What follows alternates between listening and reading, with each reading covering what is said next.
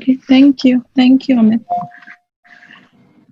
So welcome everyone to another poetry session organized by Samanvay Space. Before we start our session and introduce our poets today and they share their poems with us, let me introduce myself and let me introduce Samanvay Space, this organization that is organizing this event. My name is Fawzia Faruqi. I teach at Princeton University, and I'm also serving as the executive director of Samanvay Space. Samanvay is a non-profit cultural organization dedicated to the preservation, promotion, and appreciation in arts and literatures. We have been hosting online live events for last 6 weeks. And every Sunday at 7 p.m. India time, we host poetry or literary art-focused events. So today, our poetry event or poetry series event, and the title of the series is Poetry Without Borders. Today's topic is the 1,000 Shades of Love Poetry. And we are a very diverse organization in terms of what all genres that we promote and showcase through our events, and in terms of languages as well. So that linguistic diversity, that cultural diversity, that art form diversity is very evident in this poetry session as well. Today we have 8 poets who will be reciting their poems in this session, and I believe in 5 or 6 languages, but Indian languages are very fluid, and that's, we can call the same language Awadhi. This is a problem as well, or Hindustani, Hindi, Urdu, and sometimes one poem can be in many languages, and we have this word rekhta for that, and that stands for not just for a language, but for so many other things. So just to be safe, I did not give names of the languages that poets will be reciting in. And let me talk a little bit about this topic, shades of love. Of course, we can have an all-day conference just unpacking love and poetry. So I will not indulge into any academic discussion, and I will let our poets express what they think love poetry is through their poems, and I will also ask them to talk a little bit about what kinds of love poems they are usually drawn to or drawn towards. And I will ask them to share some of their own love poems, and I will ask each of them to recite at least one poem by another poet, a love poem by another poet that they relate to, they feel some sort of connection with. So with that, I will not take too much time because we have 8 wonderful poets with us. And I'm just going to share their names here and won't go, they're all very accomplished in their own academic or whatever professional fields that they belong to. So since I think that the best identity or introduction of a poet can their own, his or her own poem, कि शायर की सबसे बड़ी शिनाख्त उसकी शायरी है. तो मैं शायरों की जो शायरी है, जो उनकी नज़में, उनकी गज़लें हैं, उनकी कविताएं हैं, पोम्स हैं, मैं उनको ही उनकी शायरी की शिनाख्त रहने दूंगी और ज़्यादा लंबी तफसील में उनको तफसील के साथ उनका तारुफ नहीं कराऊंगी, बस उनके नाम यहाँ पर I will just mention. So our first poet is Noman Shauq, and I believe that he will be reciting in Urdu, Hindi, Hindustani, Awadhi, Sadhukadi. So you can see why I did not put languages with the poets' names. And so Noman Shauq is a very well-known name, and particularly for me, it's interesting that मैं आज पहली बार नुमान से face to face इस virtual stage पर मिल रही हूँ, लेकिन सबसे लंबा और तवील कहना चाहिए ताल्लुक जो तमाम शोरा यहाँ मौजूद हैं उनमें से मेरा नुमान के साथ है, क्योंकि जब मैंने खुद अपनी नज़में 2003 में गालिबन शबखून में शाया करनी शुरू की, तो I was a grad student, I was a young poet, and one of the poets who were regularly publishing his poems in this very highbrow modernist journal was Noman Shok. And now Noman Shok is associated with Rekhta. Even knows Rekhta is the biggest platform for Urdu poetry. He's associated with that. He's a broadcaster. He knows so many languages. So we need to have an entire session with each of these poets to go into the details of what all they are doing. So I'll move on to our next poet, Parvati Nair. Parvati Nair is here. Parvati is an artist. So please, yes, wave or do something so that people know who you are. So Parvati is an artist. She is also a poet. She is also a member of our Samanvay advisory board. So thank you, Parvati, for being here. Parvati will be reciting in English. She knows many languages. And our third poet is Sanjeev Khandekar. Sanjeev, please wave or so that we know. Hi, Sanjeev. And Sanjeev writes poetry in Marathi, and he is also an artist. And he is part of our event curation team for art-focused events. And after that, we have Nanda Kishore. Nanda, please wave. Hi, Nanda. And Nanda will be reciting in Telugu. He is a very accomplished Telugu poet who has published many poetry collections in Telugu, and he is known particularly for his love poems. So, Nanda, I'm very, very excited, and we are all looking forward to listening to your love poems. And after that, I have Johnny Waters. Johnny, please wave. Why don't you guys all keep your videos on, because then it feels like real connection. Johnny, yeah, so at least wave. So Johnny is he's currently in Singapore, and I'm very proud to be able to say that I taught him. He's one of my former students, and he works in English. He writes his own poems in English, but he has a deep connection with India. He learned Hindi. He's fluent in Hindi. He actually worked for Vani Prakashan, and he translates from Hindi into English and very familiar with Hindi and Urdu literary canon. So welcome, Johnny, to this poetry session. And then with your permission, आप लोगों की इजाज़त से, Johnny के बाद I will recite my own poems, and one of my favorite love poem. I do my academic work in English, but I do my creative work in Urdu, so I will be reciting my poems in Urdu. And after that, Sanjeev Rai. Hi, Sanjeev. Sanjeev, we have two Sanjeevs here. So Sanjeev Rai.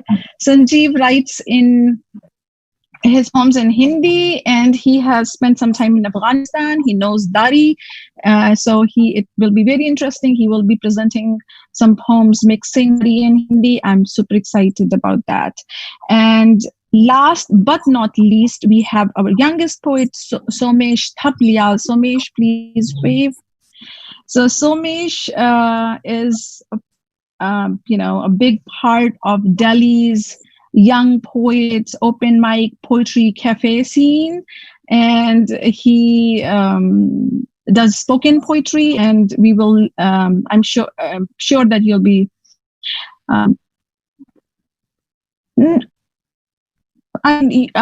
it is very, he will be reciting different kind of love poem, let's put it that way at this point, and then I will let Somesh's poem talks for itself. So with that, let's just start this poetry session, because we are all here not to listen to me talking, but to listen to poets talking about their poetry and sharing their poems.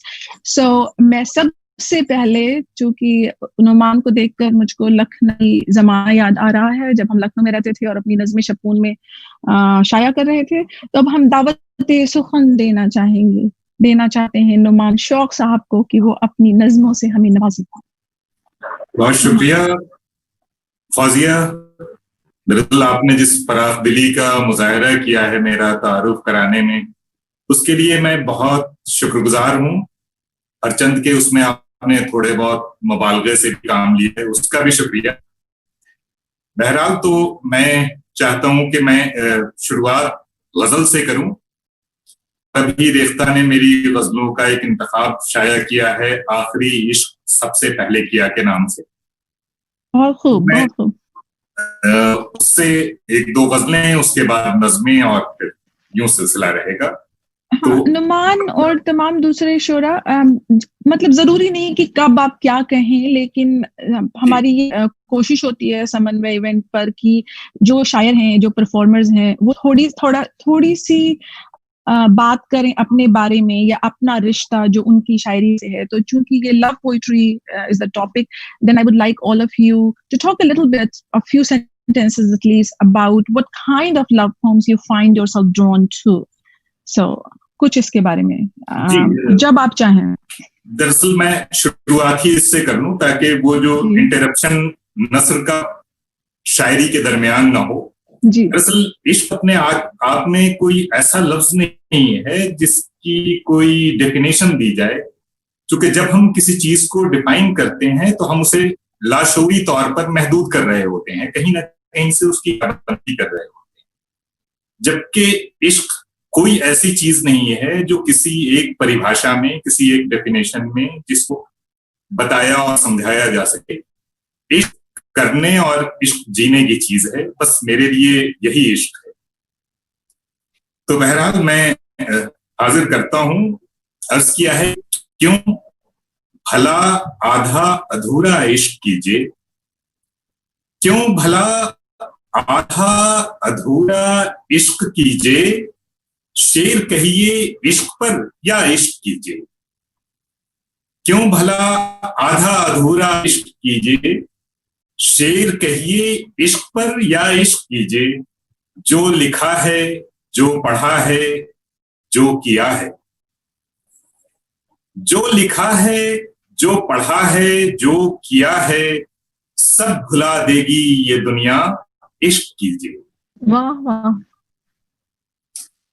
है सिवाय इश्क खुद मुख्तार कौन, है सिवाय इश्क खुद मुख्तार कौन, इश्क के दम से है दुनिया, इश्क कीजिए। है सिवाय इश्क खुद मुख्तार कौन, इश्क के दम से है दुनिया, इश्क कीजिए। आप लासानी हैं, लाफानी नहीं। लासानी मैचलेस, लाफानी इमॉर्टल। आप लासानी है, लासानी है, लाफानी नहीं। रोइए मत, मैं मिसरा दोहराता हूं। आप लासानी हैं, लाफानी भी हैं क्या? आप लासानी हैं, लाफानी भी हैं क्या? रोइए मत, एक सच्चा इश्क कीजिए। वाह वाह वाह। आप लासानी हैं, लाफानी भी हैं क्या? रोइए मत, एक सच्चा इश्क कीजिए। ये जमाने का गिला क्यों और कब तक, ये जमाने का गिला क्यों और कब तक, कुछ नहीं है ये जमाना, इश्क कीजिए। और गजल का आखिरी शेर है ये कि मेरे मुर्शिद ने कहा फिर मुस्कुराकर। मुर्शिद कहते हैं वली को, गुरु को, टीचर को। मेरे मुर्शिद ने कहा फिर मुस्कुराकर, और खिल उठेगा चेहरा, इश्क कीजिए। क्यों भला आधा अधूरा इश्क कीजिए, शेर कहिए इश्क पर या इश्क कीजिए। और एक और गजल के चंद अशार हाजिर करना चाहता हूं। अर्ज किया है कि टलने का यूं फकीर नहीं है, ये इश्क है। टलने का यूं फकीर नहीं है, ये इश्क है। ये जो नई गजल की जमी है, ये इश्क है। और शेर अर्ज किया है कि दुनिया में कितना हुस्न है मुझको नहीं पता। दुनिया में कितना हुस्न है मुझको नहीं पता, वल्लाह कर जरा भी कहीं है, ये इश्क है। दुनिया में कितना हुस्न है मुझको नहीं पता।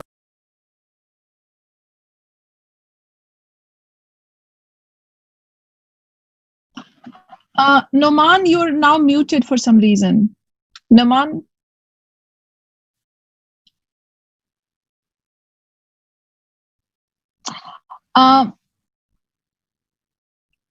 नोमान आप म्यूट हैं, आप जरा अनम्यूट कीजिए, माफ कीजिए। अमित, हाँ, तो हमने जी आपने आखिरी, हाँ फिर से इरशाद, क्योंकि हमने वो आखिरी वाला वो जो नज्म आपने जब सुनाने शुरू की तब म्यूट हो गए आप। अच्छा, किसी वजह से मैं हाजिर करता हूँ। टलने का यूं फकीर नहीं है, ये इश्क है।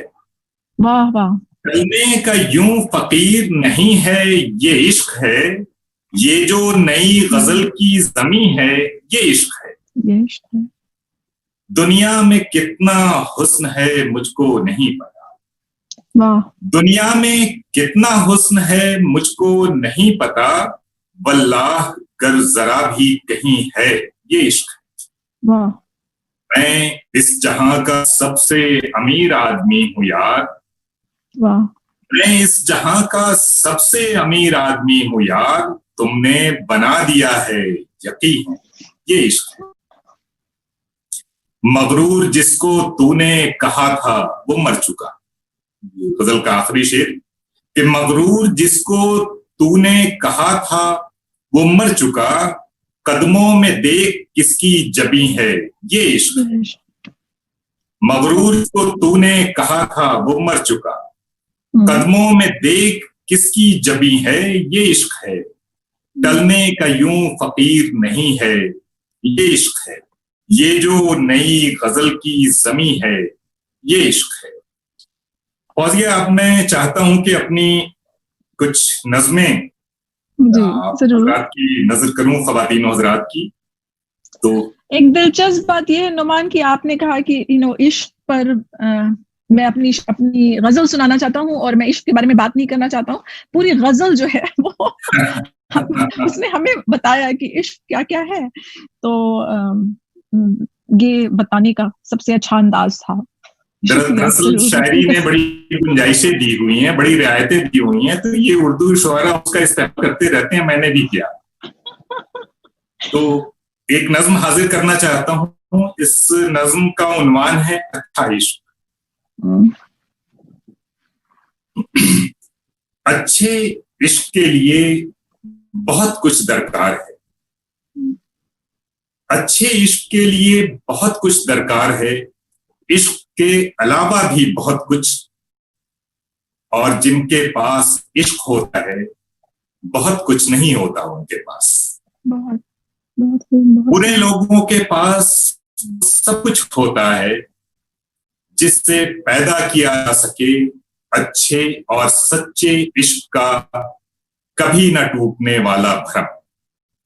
बुरे लोगों के पास वो सब कुछ होता है जिससे पैदा किया जा सके अच्छे और सच्चे इश्क का कभी ना टूटने वाला भ्रम। अच्छा इश्क अच्छे लोगों के बस की बात नहीं। वाह वाह वाह, बड़ी जुमानी नज्म है। एक नज्म है, उसका उन्वान है पेशलफ्ज एक मोहब्बत नामे का। पेशलफ्ज भूमिका प्रिपेस। अर्ज किया है कि कमरे की सीलन से उकताकर कहीं चली गई है मेरे हिस्से की धूप।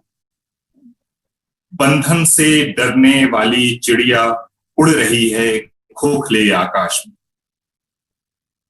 कमरे की सीलन से उकताकर कहीं चली गई है मेरे हिस्से की धूप, बंधन से डरने वाली चिड़िया उड़ रही है खोखले आकाश में, और मैं तो इस्तकबाल भी नहीं कर सकता किसी नई आहट का, क्योंकि डर गया हूं मैं आते हुए कदमों की लौटती हुई बाजगश्त से। मेरी आंखों में जम गई है उदास लू भरी दोपहर, हिमालय की चोटी पर जमने वाली बर्फ की तरह। मैं भूल चुका हूं अमलतास के फूल से अपना पहला मुकालमा, कमरे के किस दरवाजे से, खिड़की से या रोजन से दाखिल हुई थी सूरज की पहली किरण, मुझे कुछ याद नहीं। एक बेहद मसरूफ लम्हे के लिए संभाल रखा था मैंने बहुत सारा खाली वक्त, अपनी आंखों में, अपने होंठों पर, अपनी बाहों के टूटते हुए घेरे में, बेहंगम ख्वाबों के बिखरते दायरे में। किसी बसंती जिस्म के पहले त्योहार में अधूरा छोड़ आया मैं अपना रक्स, मेरे इश्क से कहीं ज्यादा लंबी थी मेरे प्रेम पत्र की भूमिका। वाह वाह वाह वाह वाह। ये नज्म बार बार पढ़ने वाली नज्म है। बहुत शुक्रिया पूरी तरह इसका तजुर्बा करने के लिए, तो शुक्रिया। हाँ, और एक नज्म है, एक इस नज्म का उन्वान है एक गैर जरूरी नज्म। तुम्हें चाहता रहा हूं पागलपन की सरहदों के पार भी, तुम्हें चाहता रहा हूं पागलपन की सरहदों के पार भी, पढ़ता रहा हूं मेज से बिस्तर तक फैली लिखी अनलिखी किताबों के ढेर में, तरसता रहा हूं तुम्हारी झलक के महज इल्तिबास को भी, देखता रहा हूं तुम्हारी राह तसव्वुर की खुलती बंद होती खिड़कियों से, हसरत और मायूसी के साथ। पढ़ता रहा हूं मेज से बिस्तर तक फैली लिखी अनलिखी किताबों के ढेर में, तरसता रहा हूं तुम्हारी झलक के महज इल्तिबास को भी, देखता रहा हूं तुम्हारी राह तसव्वुर की खुलती बंद होती खिड़कियों से, हसरत और मायूसी के साथ। तुम्हें ढूंढता रहा हूं हरी घास के समुंदर में हरे सांप की तरह। बहुत खूब। तो अपनी पसंदीदा नज्म से भी अगर हो सके तो आवाज दें। जी, दरअसल मैं ये चंद नज़में मैंने इसीलिए चुनी हैं कि मुझे लगा कि ये नज़में मेरी नुमाइंदा नज़में भी हैं जी। और इश्क के मौजू के हवाले से भी ये सीधी निस्बत है इनकी। बहुत मुख्तसर नज़में मैं आमतौर से लिखता हूँ, जैसे एक नज़्म है उसका साथ। अच्छा। हाजिर कर रहा हूँ उसका साथ। जीवन जैसे काली सर्द गुफा, जीवन जैसे काली सर्द गुफा, और जीवन में माचिस की एक तीली के जल जाने भर था मेरा उसका साथ। बहुत खूब, बहुत खूब। बहुत शुक्रिया। एक नज्म महफूज हैं मेरे दिमाग के कंप्यूटर में सारा आकाश, महफूज है मेरे दिमाग के कंप्यूटर में सारा आकाश, धरती का धूप से ढका जिस्म, बारिशों में उफनती नदी, और नदी में पूरे जिस्म से नहाती एक लड़की, जिसके जन्मदिन पर सस्ते तोहफे दिया करता था मैं हर साल। आज भूल गया हूं मैं उस लड़की का जन्मदिन, मुझे याद नहीं अपना पासवर्ड। वाह वाह। This is a very contemporary poem. Thanks a lot. And depicting contemporary love too. yeah, of course it is. एक नज्म है, इसका उन्वान है एक नज्म नफरत के लिए। मोहब्बत के लिए बहुत नज़में लिखी गई हैं, मोहब्बत का सीधा रिश्ता नफरत से भी होता है, तो एक नज्म नफरत के लिए। ये बाइनरीज हमारी जिंदगी की सच्चाइयां हैं। क्या है कि इतनी बार भिगोना और निचोड़ना चाहता हूं अपने दुखों के लिबास को, इतनी बार भिगोना और निचोड़ना चाहता हूं अपने दुखों के लिबास को कि दलदल बन जाए तुम्हारे पांव के नीचे जमीन।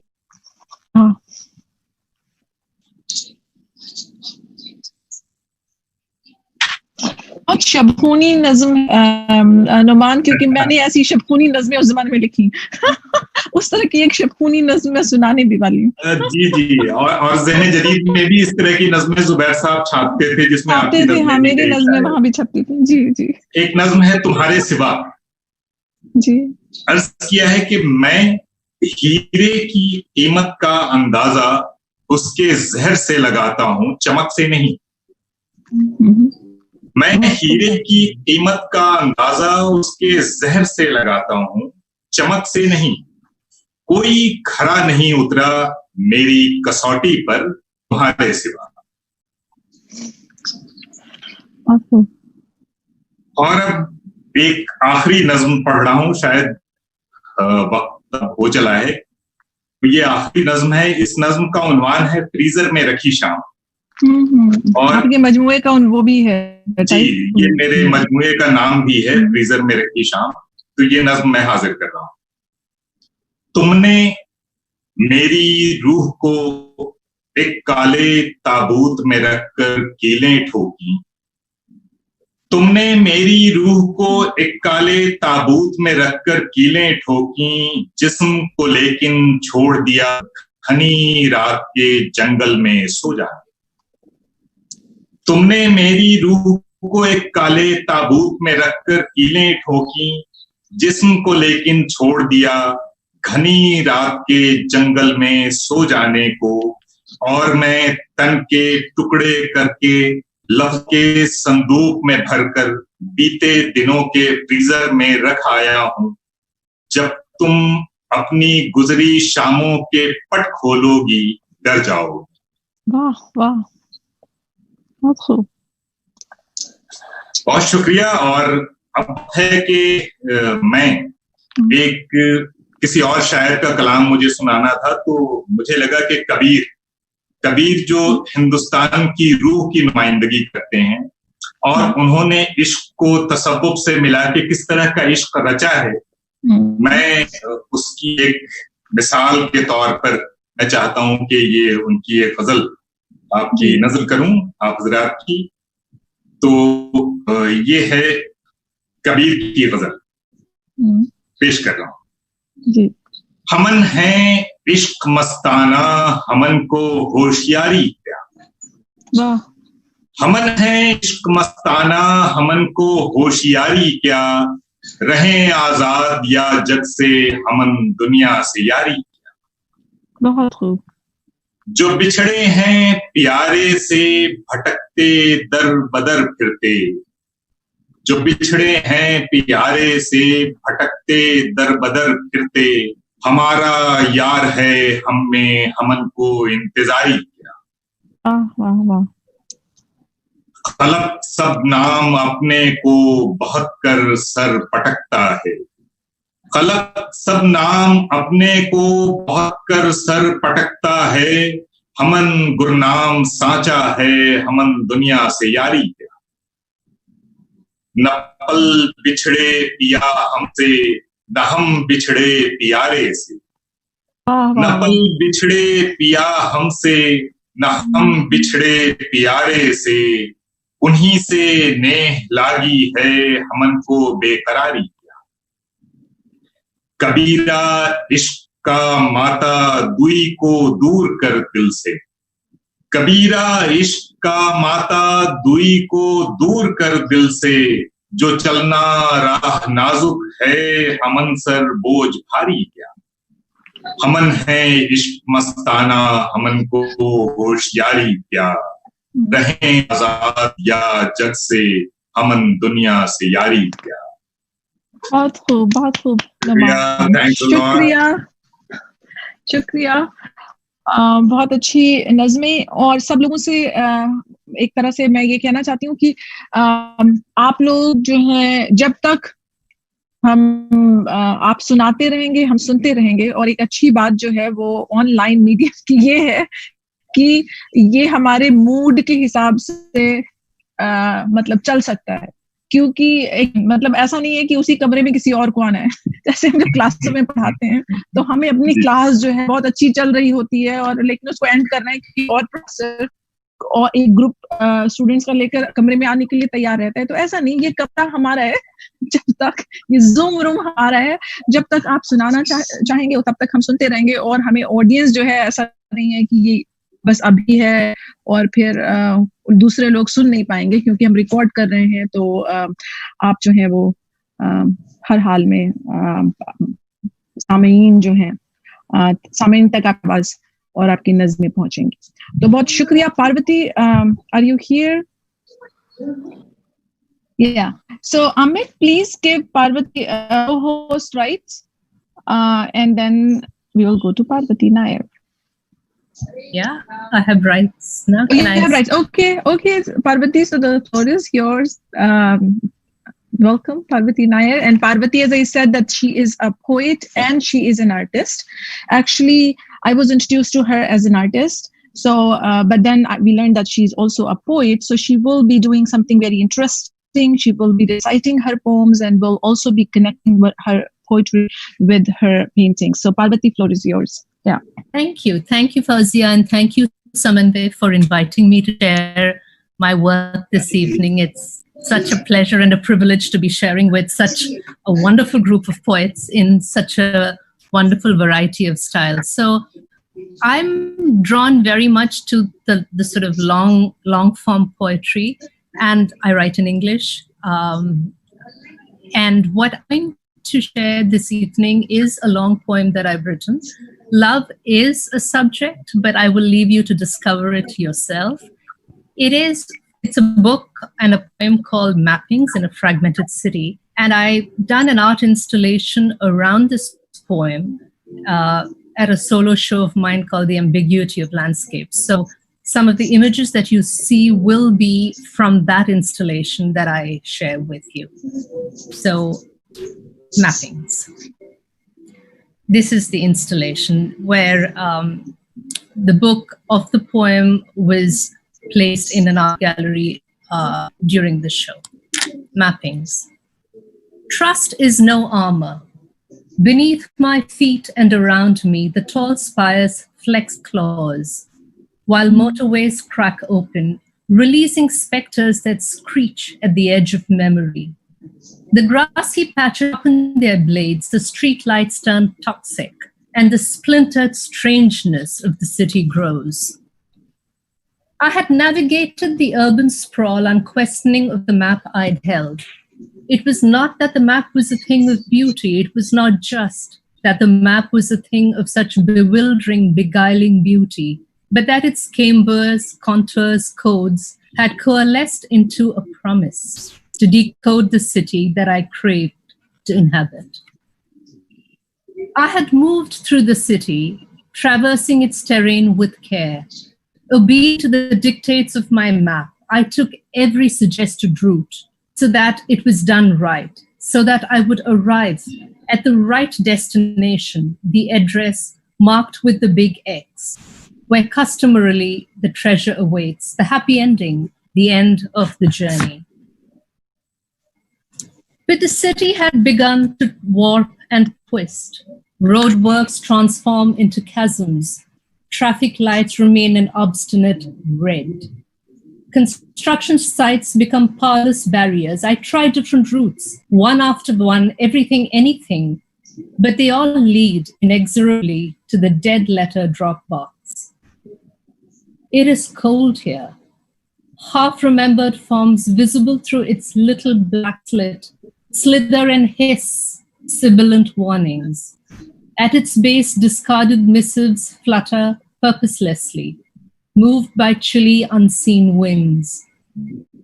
In the end, it really doesn't matter that the city seemed to yield its mysteries, that the left-hand turn felt so right, that title deeds had been bestowed for the corner house with rose bushes. It was neither fictive nor real, my seduction by the map and the city.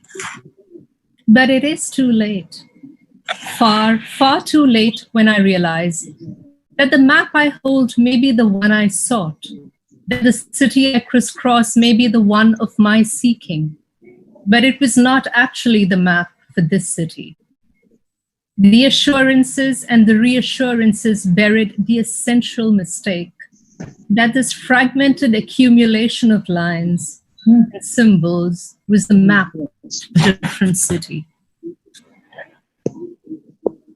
Between the original connection and the final unplugging lies the first glance, the last whisper, the first kiss, the last erasure, the first smoke, the last ashes, the first caress, the last betrayal. Another day, another city. Lambent lights flicker into existence, a city in microcosm, broke, blinking, discontinuous, trying to connect, but the flow of current is intermittent. Outside, the electric pinpoints that clothe the nightscape shimmer off and on, whispering their secret messages about the fragile power system of the city. Inside, the modem lights stutter to a position of presumed stability. The link is too slow, the website will not upload. No connectivity. Plans to travel remain provisional.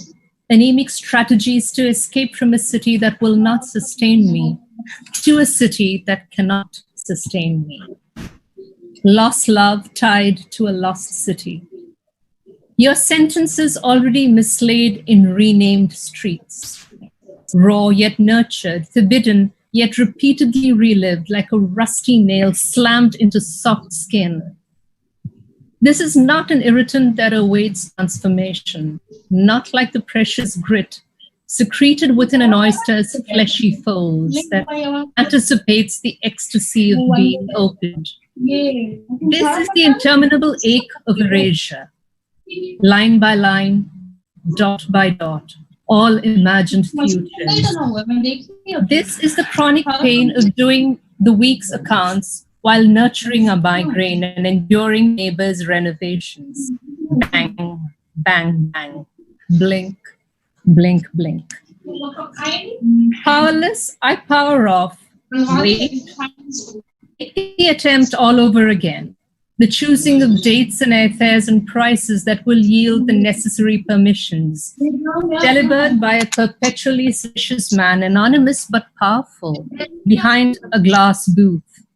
Officious symbols stamped in a passport that's always short of adequate pages, granting consent to cross a bridge to the privilege of playing the tourist in a city that I once owned.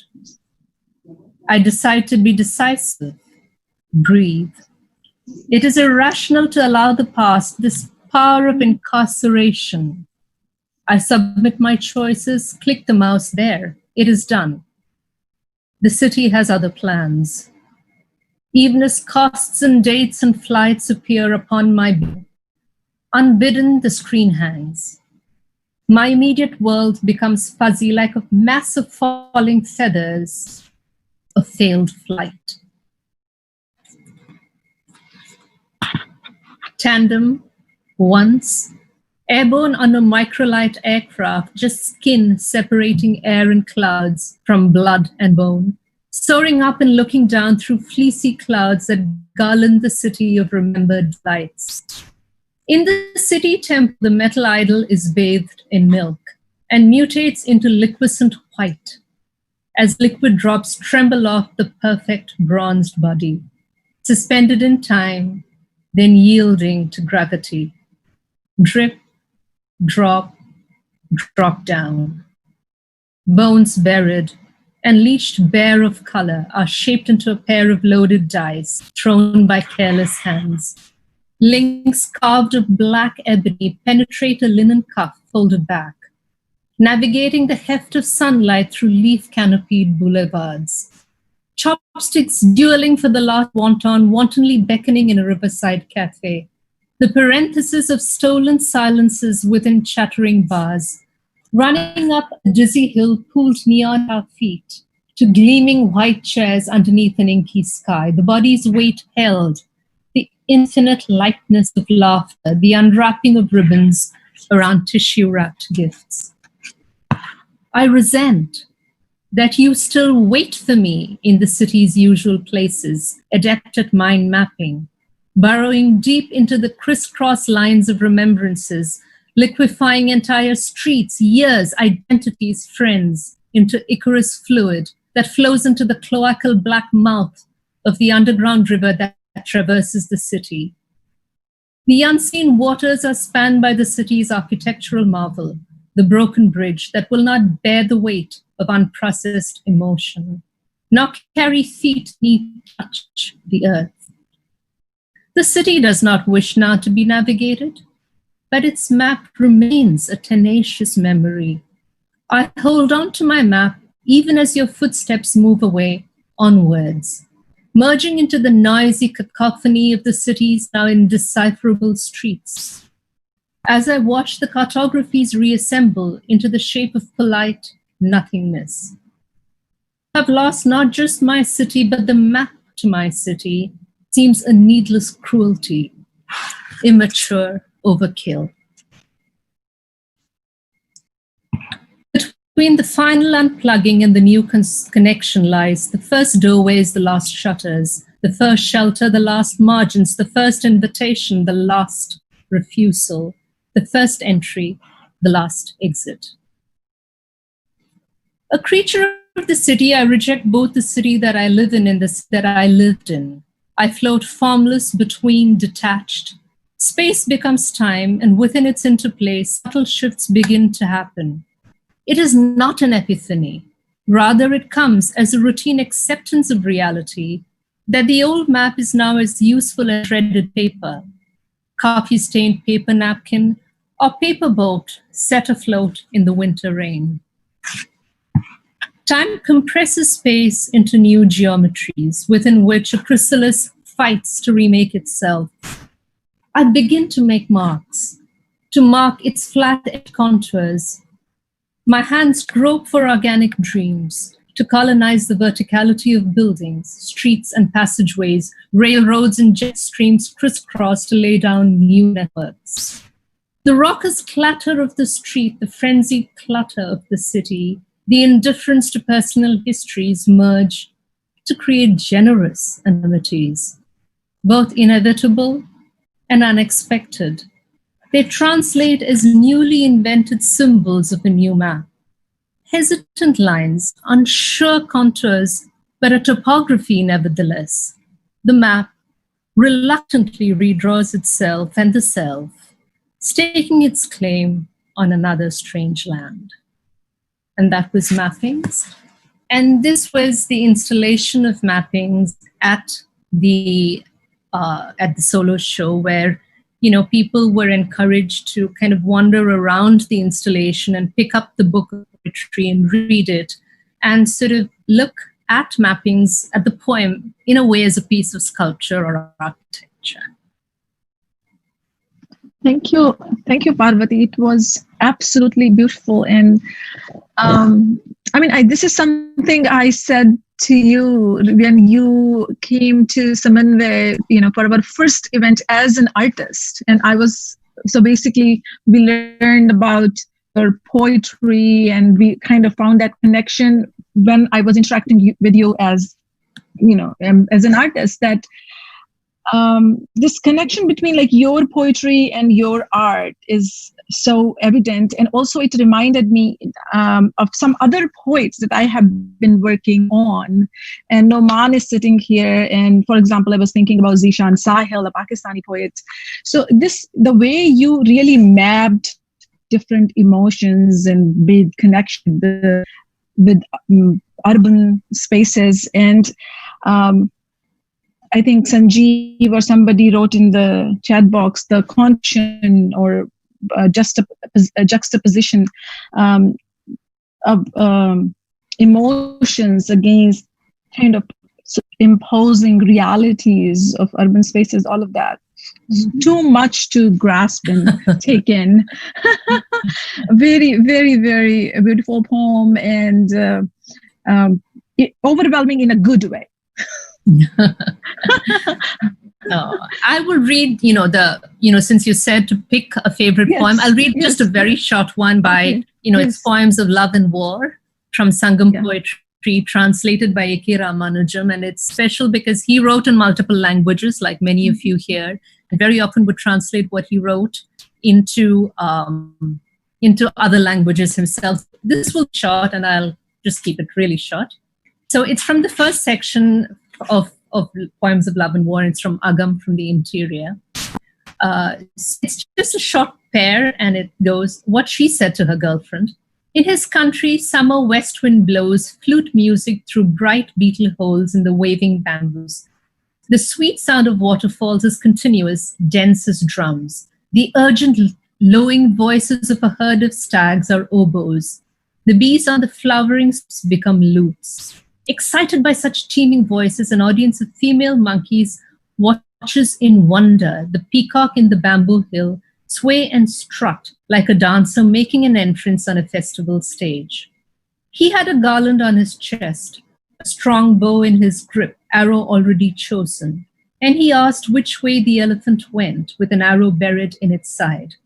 He stood at the edge of a ripe-eared millet field. But among all the people who saw him standing there, why is it that I alone lie in bed in this harsh night, eyes streaming, arms growing lean? And to counterpoint that, what her girlfriend said to him on her behalf when he came by daylight. With friends one time, we pressed a ripe seed into the white sand and forgot about it till it sprouted. And when we nursed it tenderly, pouring sweet milk with melted butter, mother said, it qualifies as a sister to you and it's much better than you, praising this laurel tree. So we're embarrassed to laugh with you here, O man of the seashore with glittering waters, where white conch shells, their spirals turning right, sound like the soft music of bards at a feast. Yet, if you wish, there's plenty of shade elsewhere. So that's it. Thank you so much, Parvati. Very beautiful. So now we will go to Sanjeev Khandekar. And Sanjeev writes his poems in Marathi, but he does so many other things. And like Parvati, he's also an artist and now a part of Samanvay family as well. So Sanjeev, I will let you speak. Yeah.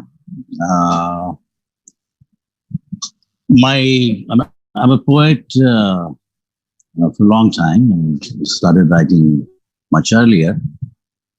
And I have a few books published. And in Marathi, what our generation of poets started writing was almost paving a new path for Marathi poetry, not alone me, but few. And lots of good and bad is written by the critics as well as people who listen to us. Good is that, yes, definitely some new things which were not part of the Marathi poetry, they started coming in. And usually new subjects, new issues. Of course, the old generation kept on asking, is it a poetry? So that always happens to me. So I'm not, if they would have not asked this question, I think I would have not possibly found myself relevant.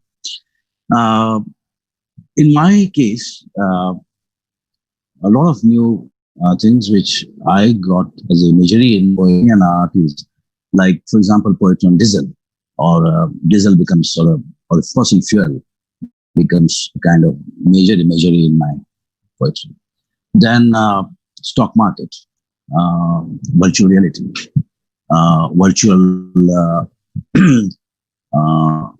sex, variety of such things. They are part of this whole thing.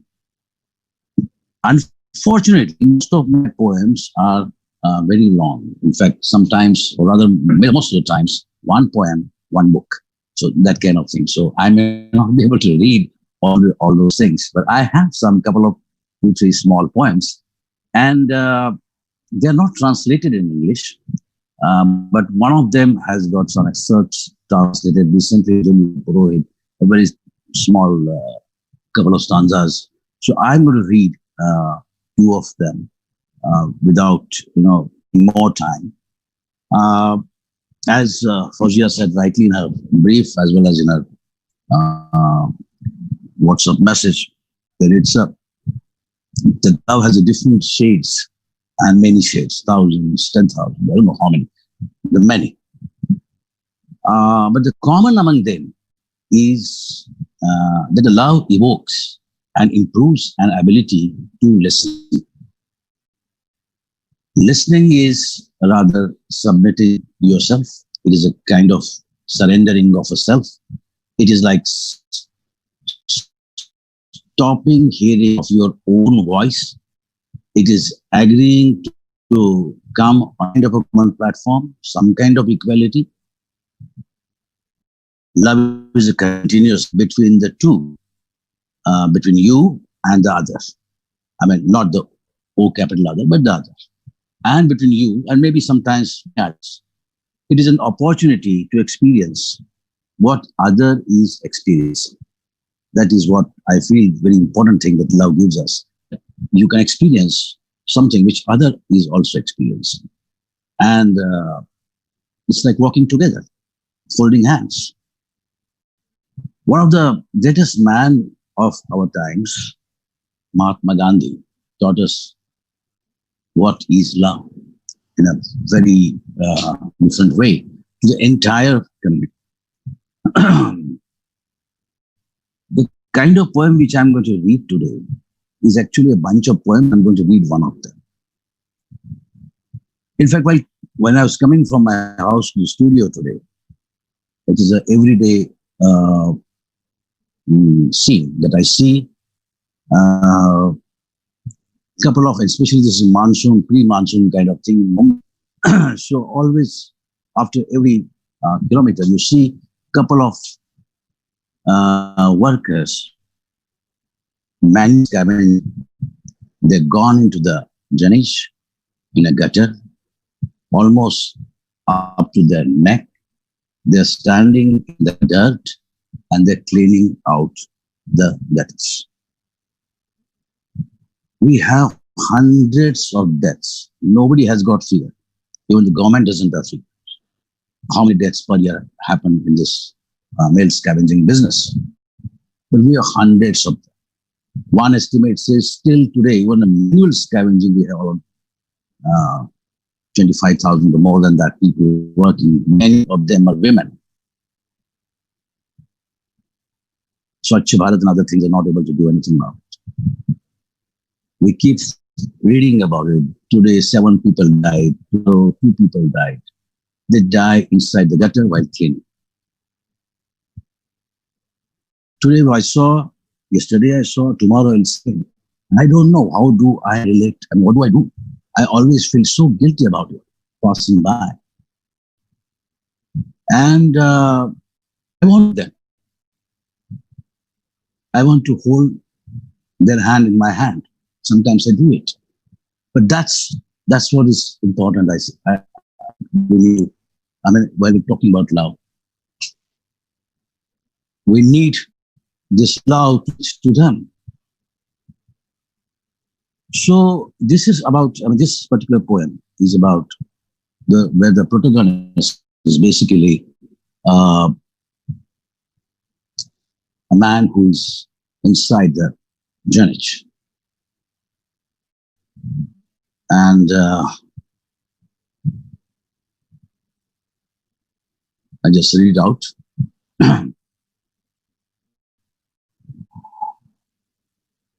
Fortunately, today I have very bad network, and but Sanjeev, we can hear you just right. Yeah, I'm trying to find out this. Oh, okay. Yeah. And do recite at least even a stanza or something in Marathi too, please. Yeah, I'll read in Marathi only. And yes, please. Yeah. Then we will go there.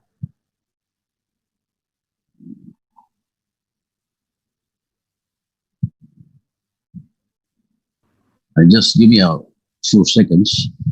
Somehow I'm trying to find it out and he's not getting. Take your time. Yeah.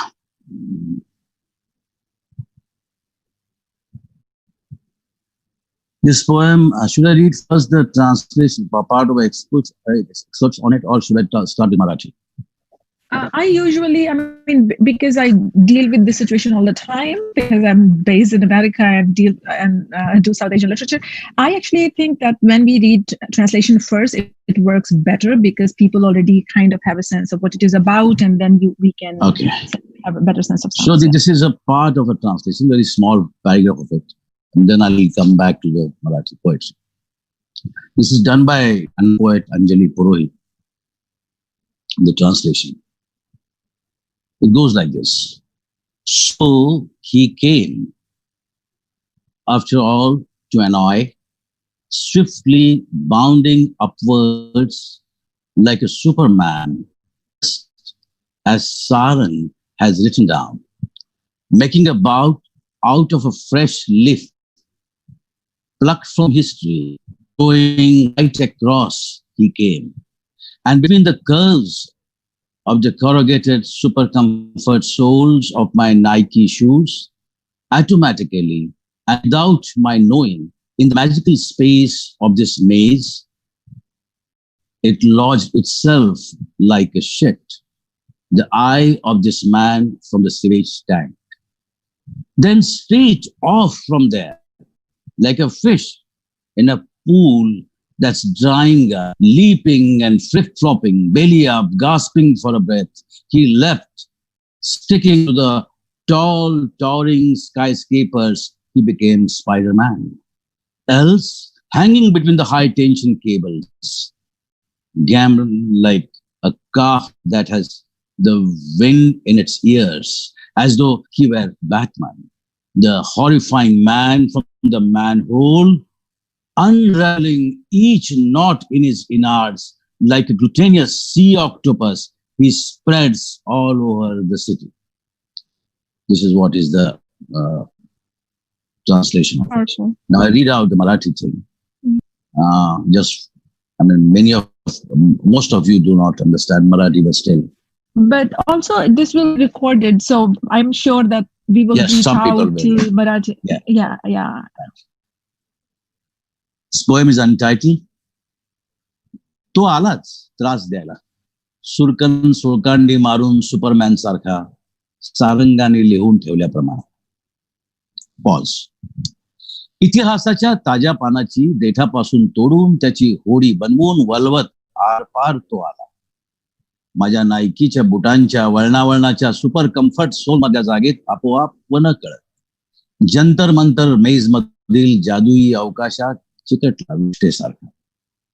हा घाणीच्या डोहातला माणसाचा डोळा, त्यातून थेट सुकत गेलेल्या डबक्यातील मासा जसा उलट उड्या मारत श्वासासाठी तगमगत पोट वर करून तसा थेट उंच इमारतीच्या टॉवरना चिकटत झेपावत त्याचा बनून स्पायडरमॅन किंवा लटकत हाय टेन्शन वायर मधून भुरभुरणाऱ्या वासरासारखा कानात वारे जाऊन बागडत असावा बॅटमन तसा तो भयंकर माणूस मॅनहोल मधून उतरून आतड्याच्या एक एक गाठी सोडवणारा चिकट समुद्री ऑक्टोपस सारखा पसरतो आहे शहर.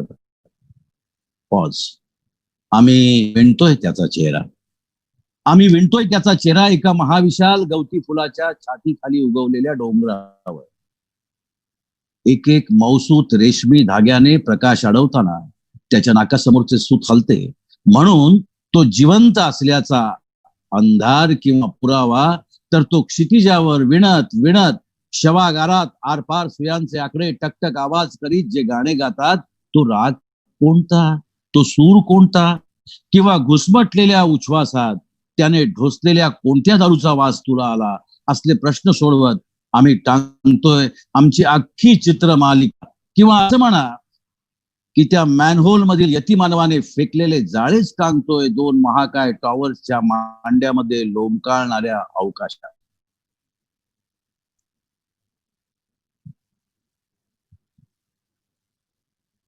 चिडून मारावे भिंतीत किंवा टोचून ठेवावे मधोमध, नागडे ओघळणारे विद्रूप खेचलेले डोळ्यांमधले एका टेकडी एवढ्या दवबिंदूचे पारदर्शी पाणी टांगतो. विराम. गटारात पाणी तुंबते, टेकडी एवढ्या फोडावर एक माशी गुणगुणते, लांबच लांब ठोसून काम, बघ वितळला मधला खांब. विराम. पॉज. आम्ही सारे वर्तुळाकार उभे राहून मुतत आहोत आता त्या भव्य कला दालनाच्या सुबक उच्चालयाच्या संगमरवरी कमोड मध्ये मुतत आहोत आता. पाठोपाठ होणारा शहरातील एक एक घरातील फ्लशचा बुलंद आवाज, तो म्हणतो आता सुनामी येणार, सुनामी म्हणून येणार, टेकडी एवढा फोड तळ हातावर फुटणार. Here it ends. So this is what it is in Marathi.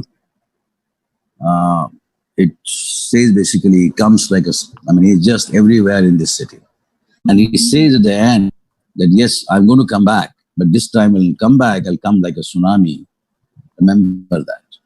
And when we are getting this corona and variety of things, it just reminds me of his warning that he's going to come back.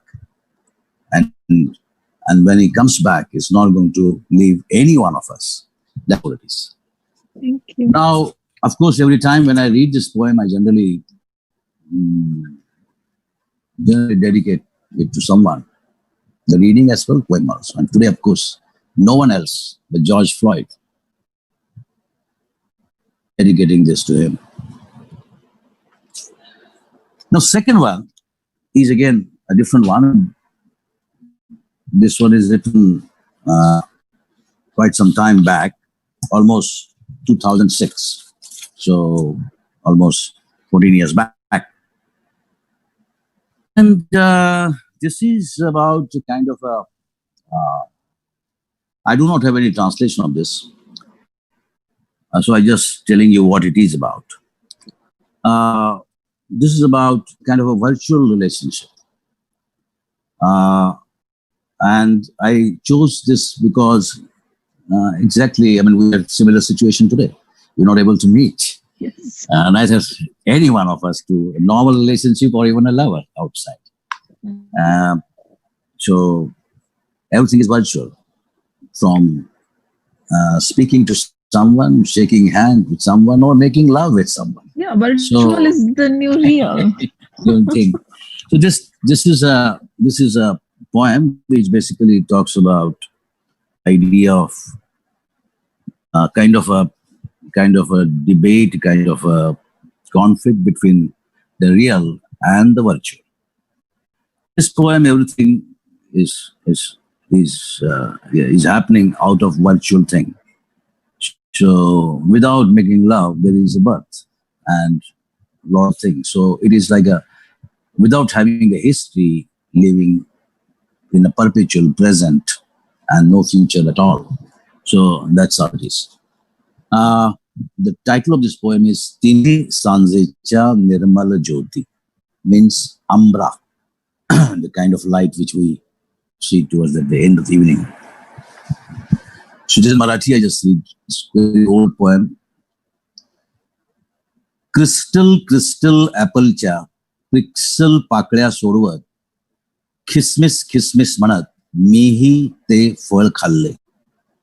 झाडाशिवाय निर्माण झालेले पहिलेच first edition with no inscription.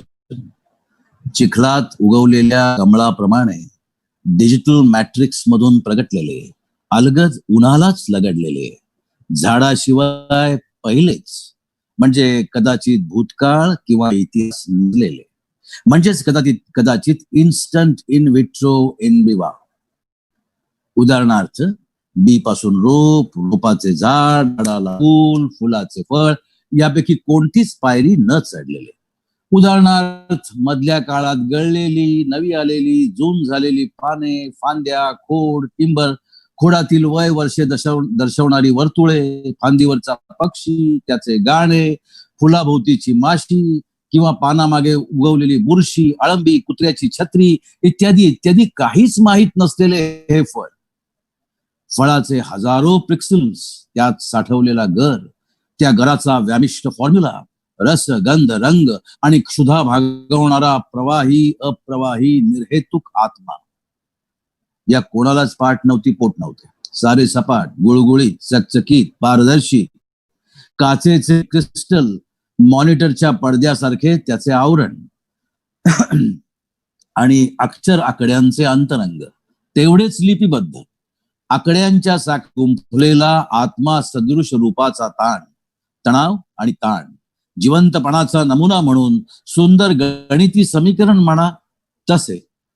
त्या पडद्यात दात रुतवत ते फळ चोखत होतो, त्याचा तुकडा पाडत आतला गर ओरपत होतो, अक्षरे चुरगाळत फाडत आकड्यांच्या सांगाड्या जीभ फिरवत त्यालाच असणं म्हणजे फळपण किंवा फळच म्हणू तर ते खात होतो. सगळी गंमत पुढेच आहे. फळाच्या मधोमध अगदी बियांच्या 2 रांगा होत्या, पार्किंग लॉट मधील गाड्यांसारख्या किंवा रस्त्यावरच्या दोन्ही बाजूला ट्रॅफिक जॅम मध्ये अडकलेल्या मोटारीसारख्या कुंठित पण पोटॅन्शियल प्रवाह, कुठून तरी येऊन कुठेतरी जाण्याच्या पावित्र्यात पत्र्याच्या शेडच्या कडेला जमलेल्या पाण्याच्या तिंबासारख्या केव्हाही टपकतील आणि विरून जातील अशा बिया, बुळबुळीत सुळसुळीत हातातून निसटून जाणाऱ्या बिया. अनामिक आकर्षण म्हणा किंवा सुमार उत्सुकता म्हणा किंवा प्राक्तन म्हणा, मी सहजच त्यांना हात लावला. मलाही माहित नव्हते त्याच वेळी शहरातील लाखो उत्सुक पुरुष असेच माझ्यासारखे त्यांच्या बियांना हात लावत होते. अहिल्याचा उद्धार व्हावा किंवा किंग सॉलोमनने बाटलीत बंद केलेला राक्षस बाहेर यावा तसा माझा स्पर्श होताच त्या बियांची शेकडो हेलिकॉप्टरे झाली, गरगरत फिरू लागली. माझ्या भोवती त्यांनी रिंगणे धरली. मलाही माहित नव्हते की त्यावेळी असेच माझ्यासारखे लाखो लोक बियांमध्ये अडकले होते. माझ्यासारखेच शहरभर हेलिकॉप्टरच्या पंख्या ढग पसरला. स्वाम, जंगली माशांचा उठाव तसा काहीसा. झाडच नसलेल्या बियांनी झाकोळलेल्या शहरात आम्ही सारे वावरतो. मध्येच लिफ्ट बंद पडून अडकावी तसे घशात अडकलेला घास आणि म्हणून श्वास शोधत आम्ही वावरत होतो. इतिहास नसलेल्या बियांचे शहरभर फडफडणे ऐकत वावरतोय. दुसऱ्या दिवशी सकाळी पाऊस येण्यापूर्वीच्या संध्याकाळी दिव्यावर आलेली पाखरे मरून पडावी तसा बियांचा खच शहरभर पसरला होता. मुलांनी तो गोळा केला, मुलींनी त्यांच्या माळा केल्या, म्युन्सिपाल्टीने त्या कचऱ्याच्या गाडीत भरल्या, कावळ्या चिमण्यांनी अधूनमधून उचलून नेल्या, बऱ्याचशा गटारातून वाहून गेल्या. तरी उरल्या ज्या त्या रुजतील म्हणतात, रुजल्या तर उगवतील म्हणतात, उगवल्या तर त्यांची नसलेली झाडे होतील म्हणतात, नसलेल्या झाडावर नसलेली पाने फुले असतील म्हणतात, नसलेल्या पाना फुलांमध्ये नसलेले पक्षी मधमाशा येतील म्हणतात आणि त्या समोरच्या मुलीच्या फोटो मधल्या पोटाच्या पोकळीत नसली फळे सुद्धा लटकतील म्हणतात. Pause.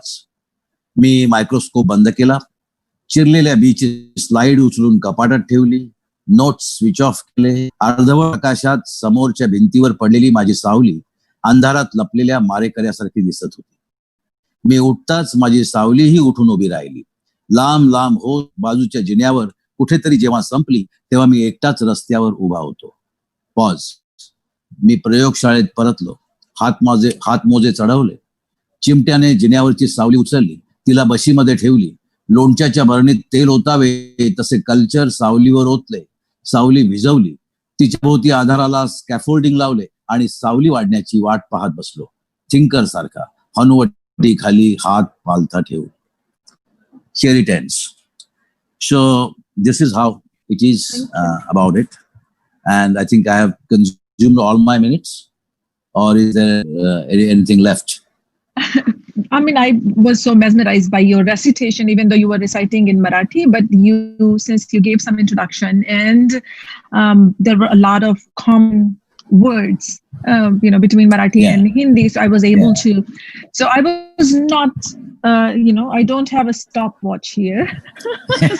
just for self-regulation and planning.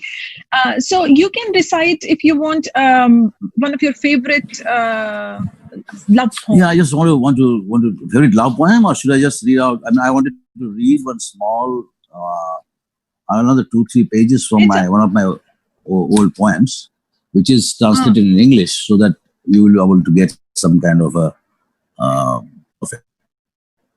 Yeah, or another idea is that what we can do, because we are all here. So one way is to do it, like to go to other poets and then come back, as we said, as long. I'll read out the small one. Yeah. So the last one is from the Pablo Neruda, which I wanted to read out to one of, there are many love poets, you like, and a lot of love poets you like. This is a very small 4 or 5 lines. I love you without knowing how, when, or from where. I love you without knowing how, or when, or from where. I love you simply, without problems or pride. I love you in this way because I do not know any other way of loving. Any other way of loving but this, in which there is no I or you, so intimate that your hand upon my chest, my hand, so intimate that when I fall asleep, your eyes close. Thank you. Beautiful. Thank you, Sanjeev. Thank you. Thank you so much. Now I will go to Nanda Kishore, who writes in Telugu, but as you know, you can recite in whatever languages you want to recite in. So Nanda, please unmute your hello everyone. Hi. Am I audible? Yes, you are audible. हम उर्दू में जैसे कहते हैं हम हमतन गोश हैं. We are all ears. So thank you, Fawzia, and thank you, Samanvay. Just to quickly introduce myself, I am Nanda Kishore. I write in Telugu. I am an engineering graduate. Completed my rural development PG. I used to work in development sector. I used to work in Uttar Pradesh, in Hardoi, and recently moved to Andhra, and now I'm working in education sector. So I started writing in 2012. So I wrote my first poem in my teenage, and it don't go well after that. So after, I was actively writing since I was into social networks. So I published 3 poetry collections. The first one is Nilage Okadunde Vadu, which in English is There Is One Like You. Second is Yadecha, which is As You Wish. And the third poetry collection is Paradina, which means of someone else. So, so I'll be reciting from my second poetry collection, Yadecha.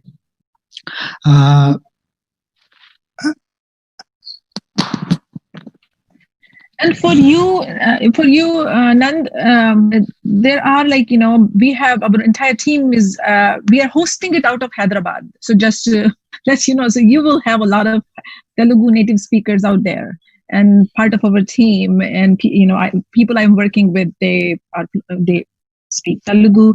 So recite with that sort of confidence, knowing that you are being heard, you are being listened to, you are being understood. Yeah, so I'm not very confident when I speak about love, because all my life I was confused about love. My conceptions and misconceptions are because of yeah. So I started watching Hollywood movies when I'm a child. So I used to think, जैसे movies देख के उसमें बोलता है कि प्यार जन्म में एक ही बार होता है. I used to get confused all my teenage that okay, that has already happened. Why? When will it happen again? So then there were movies where they justify 2 heroines for 1 hero. I was happy by then. Then there came a time where whether it is okay to fall in love with multiple people. I used to have that confusion. So somehow when somebody said that everything is fair in love, I was okay with that. And there came a time where I was in multiple relationships, whether it is fair or is it some kind of, some people say that it's perverse. So all this life I had confusions. So I started writing about my confusions. I never wanted to write anything. I was a writer not of my knowledge. I generally write when I travel, so mostly in a physical space or emotional space. So most of my poems are about women or nature because I write when I travel. So I'm, as many of you have already told a lot of things. I really enjoyed all of their readings. I'm going to read poems of pain, which is caused by love. So two of such poems. Initially, I want to read in Telugu, then I'll read it in English. The first poem is Platform. దిగే వాళ్ళు దిగేశారు, ఎక్కే వాళ్ళు ఎక్కేశారు. రాత్రిని కోసుకుంటూ సర్రమని రైలు వెళ్ళిపోయింది, నేను వెళ్ళలేదు. సంపాదించిందంతా సత్తుబడ్డ 10 పైసల బిల్ల, పాడలేంది రైలు గొంతుకలో జీర, తిరిగి రానిది నిన్ను కలుసుకున్న గుర్తు.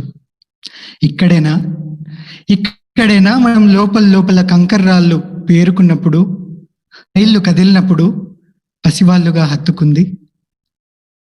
ఇక్కడేనా మనం లోపల కంకర్రాళ్ళు పేరుకున్నప్పుడు, రైళ్లు కదిలినప్పుడు పసివాళ్ళుగా హత్తుకుంది, అలసట మాయం చేసుకుంది.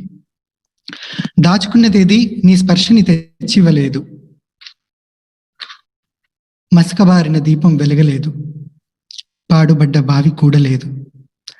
రాత్రంతా నొప్పితో తండ్లాడి రక్తాన్ని మెతుకులు చేసి తినిపించావు కదా, ఎప్పుడు నీకొక ముద్ద పెట్టేది, కంటి నిండా నిన్ను నిద్రపుచ్చేది. ఆఖరు రైలు వెళ్ళిపోయింది, ఆశ చావలేదు, నేను వెళ్ళలేదు. జీవితానికి ఒక్కసారే గుత్తులుగా పూసే వెదురుపూల కోసం ఎదురు చూడటం ఏమంత కష్టమని. I'll try to render it in English. Yes, please.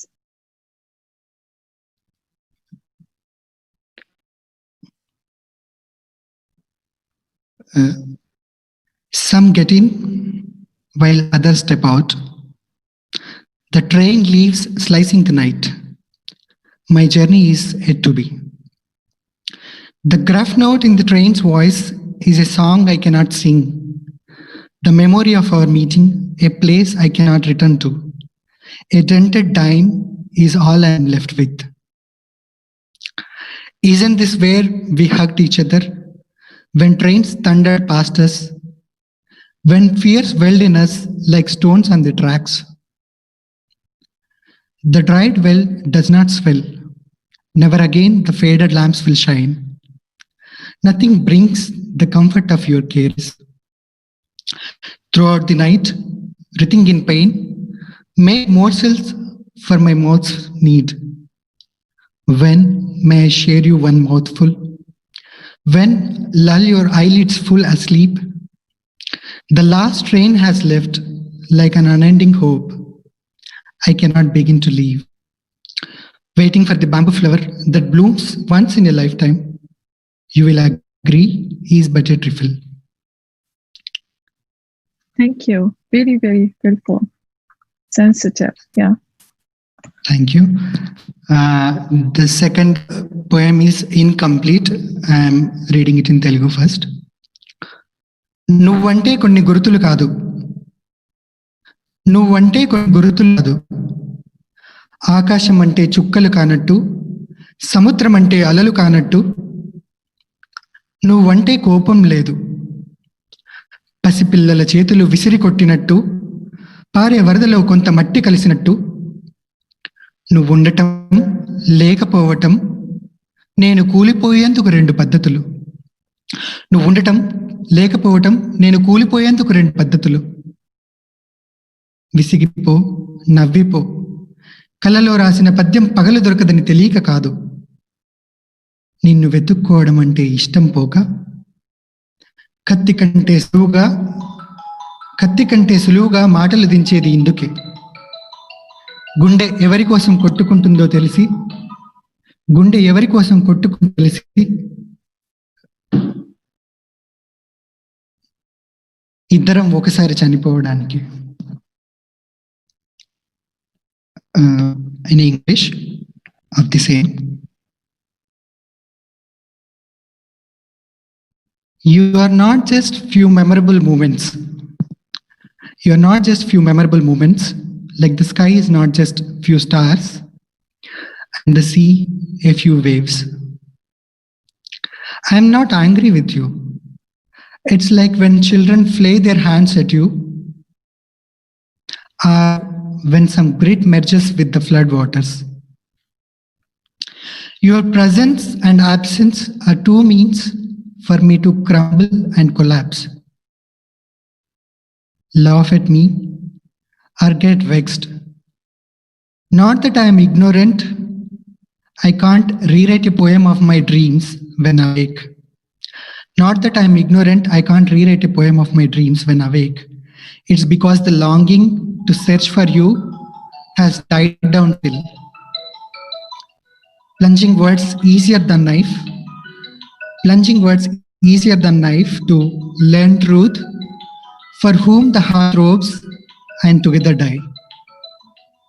Thank you. Thank you. I don't know whose phone is ringing. Please, if you're not speaking, then please mute yourself. Thank you.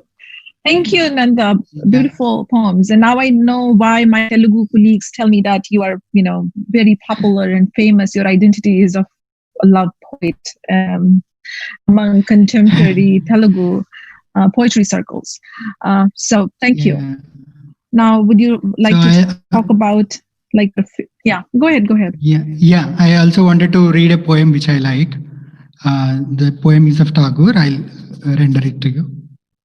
So all these days when I am writing, someday I wrote that there are only two tenses in my life now. The times I love and the times I can't help loving. I'm reading a Tagore's poem. There is no introduction needed for such a noble poet. He is stationed in Indian literature. Before his verses of Geetanjali, which mostly speak about universal love, at teens he has wrote some beautiful poems which throw adult blood into them. Out of which, there is a poem, May Night, in which he writes, "I run as a musk deer runs, mad with its own perfume." I remember that line. So there are such times where he was running like a musk deer, mad with his own perfume. He tried to express what he is feeling, his delightment and his intoxication. Out of which I choose this poem because this poem sounds like a man speaking to a woman, but he mentioned it as one love speaking to the other love. The first one is Freudian love and the second one is Platonic love. So how this Freudian love is speaking to Platonic is what we see in the poem. I'm reading for you. I understand you don't care for me. For me, it matters a little. For in any case, you are and shall ever remain my captive. Your spirit shine to mine in the soul's unbreakable iron. Wherever you go, in whatever season, I follow you, close at your heels, a visage of darkness, a vast agony, a desperate groan, the discard of a music instrument out of tune. I am your companion from the beginning of the time. I am your companion from the beginning of the time, for I am your own shadow. In your laughter, in your tears, you shall sense my dark hovering near you, now in front, now behind.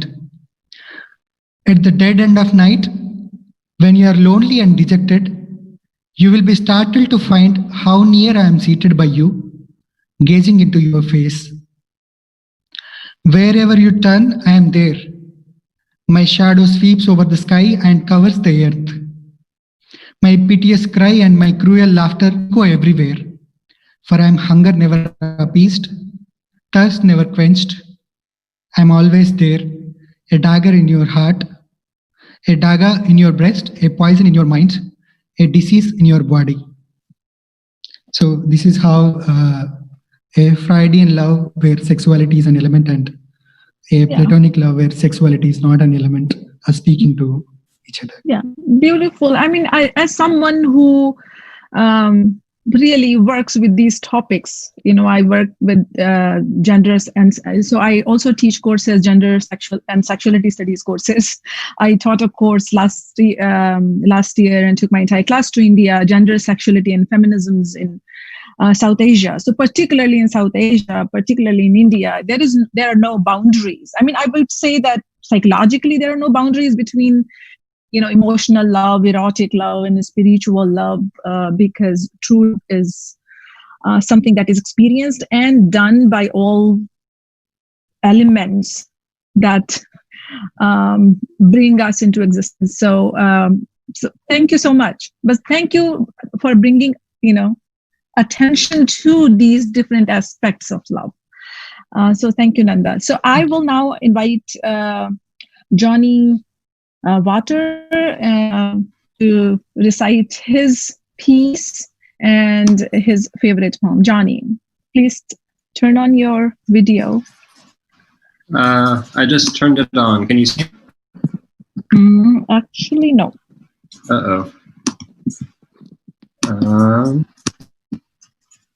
Okay, let me try turning it off again.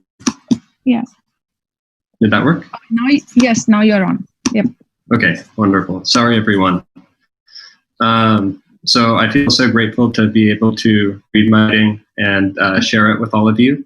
I don't traditionally think of myself as a love poet. Most of the time, I tend to write prose, but I think that there can be poetry in prose as well. And when Fawzia invited me to think about the question of different shades of love, I began to go over my writing and think about what this question means for me.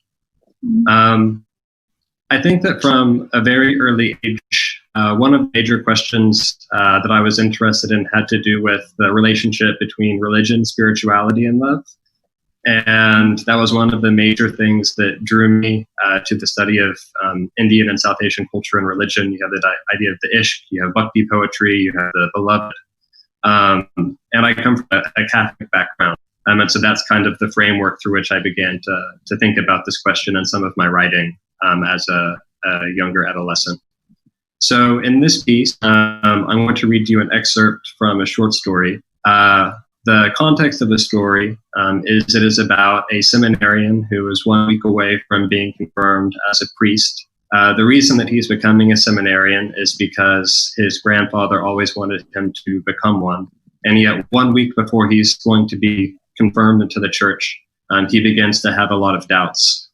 And so he begins to question his faith, question the meaning of God to him, question his relationship with his grandfather. And so this is the passage where he thinks about all of this. The tree conjures fantasies of the garden. He imagined there on the bench, himself emerging from the creek in the summer, dripping wet. He took an apple from the tree and bit into it. And then he saw God walking down from the seminary in white robes. God walked past him with a luminary smile. David felt ashamed that God was dressed and he wasn't. So he took a second apple from the tree, hoping that if one bite made him naked, maybe the second might help him to disappear. The snake had long since lost its legs. It no longer had to whisper temptations. It watched from the bushes with a sort of horror in the slits of its eyes as, while munching the second apple, something unexpected occurred. A second god popped into existence. And the snake, thinking himself the devil, suddenly became frightened because he no longer knew whether that meant there was another devil in the garden too, and slithered away from the bush. In short order, David had consumed the entire tree. The apple cores made a heap beside his bloated stomach. Flies buzzed over the half-eaten apples, and, reclining against the trunk, David waved at the flies to shoo them away. His eyelids were heavy, and he fell asleep. When he awoke, the garden was gone, and in its place there was a city jostled with people. And every person in the city was God, except God was dressed in different clothing, so that when they walked this way and that down the street, and shoulders bumped his own, they mumbled their apologies and asked if he had seen their son. He could no longer tell the difference between the gods of this strange city and the pedestrians on any other city street. Advertisements of God hung on billboards. Talk of God bubbled through the God-polluted air. He could see God passing invisible through radio signals and beamed down from satellites in space into TVs, where God watched himself with a bark of laughter in an apartment several floors up, screaming, "God, that's good." And the entire time, while David spun around, marveling at him, Gabriel and Michael were searching for him through the crowd. They had cell phones pressed to their ears, debating with God, who sat in a leather chair facing the window in a business office in a skyscraper. "Find him," the boss said, "for he is lost." And then the angels found him, and with a sigh of relief, they put their hands on his shoulder and led him out of the garden. "It's time to go," they said. But they had to stop. Suddenly confused, they shouted back up at God, above the furor of the traffic on the street, "But where is the gate?" And this became a problem for God himself, who stood up from his chair, rubbed his temple, and stood in front of the glass, staring down at the city below, thinking how much easier it had been thousands of years ago to throw somebody out of the garden or to lead them to it. So he said back to the receiver, "Just give him directions to find my office. We'll sort everything out." Relieved that their problem had been solved, released David's arms. They tilted their haloed hats as if to say, "Good luck, you're on your own, kid," and vanished into the crowd. And then David had to figure out, alone in the multitudes, how he was to find the one true God. And it is so difficult because God's hustle and bustle all around him. They flood to and from work. They procreate in the alleyways. There are crying children gods on the street selling newspapers, and barking gods who are half-starved with ribs protruding from their chests. And then there are beggar gods asking for food from other passerby gods, who do not have a spare quarter or sandwich for him, because they know they are much too preoccupied in their own holy work and earning their daily bread. And who knows if this quarter is really going to a good cause after all. And as the police sirens of God wails, and as the honking traffic of God builds, and as he is turned this way and that by the shoving pedestrian mob of God, to whom David pleads, "Please, can you help me find my way? I am looking for the one true God. Do you know him?" He glances at their very different wardrobes, their size and shape, wondering why it is that he alone is ungarbed in this city. Because if the gods revealed themselves, then it would be so much easier to see that they themselves were naked too, that they were not really God. Or perhaps they were. Or perhaps for his own amusement, he waltzed down the boulevard dressed exactly as he pleased. Whatever the case, every god was firmly set in their own suit, their own line of work, and so all he could do was wait for a warm, loving hand to cloak his doubt.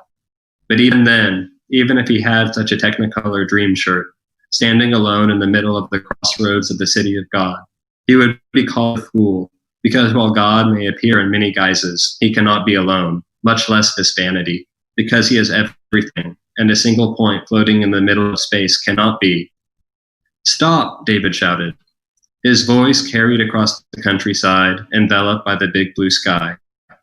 He cupped his face in his hands, and tears rolled through his fingers.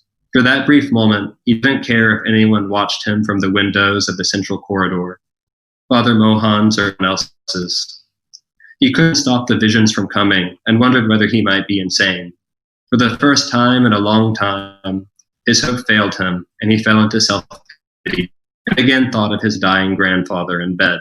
He said to himself over and over, "God, please stop, I don't want to think anymore." And the vast vaulted sky that once seemed to offer so much freedom, so many chances at escape, now smothered him with drifting pillow clouds marking the transition of time, until David was left there to gasp into his hands, choking on air. So that was So that was the excerpt from the short story. It's slightly melancholy, so I do apologize for that. I began to think about, the question of what types of writing and what types of I'm drawn to. And I think one of them would definitely be love, and I think often I appreciate a certain reflective dimension. And so I transition into reading a favorite poet of mine. He happens to be one of the poets who I translated from Hindi, Kuwar Narayan. I translated recently a collection of his short fiction with his son, Apurva Narayan. As you can imagine, his stories are also quite poetic. And so I'm going to read one prose poem that I translated that I think in some ways speaks to this earlier version of me, but from a very different perspective and a very different context. And so it's, again, a reflection on some of these similar themes of internality and externality, which I appreciate. So this is the book. Congratulations, Johnny.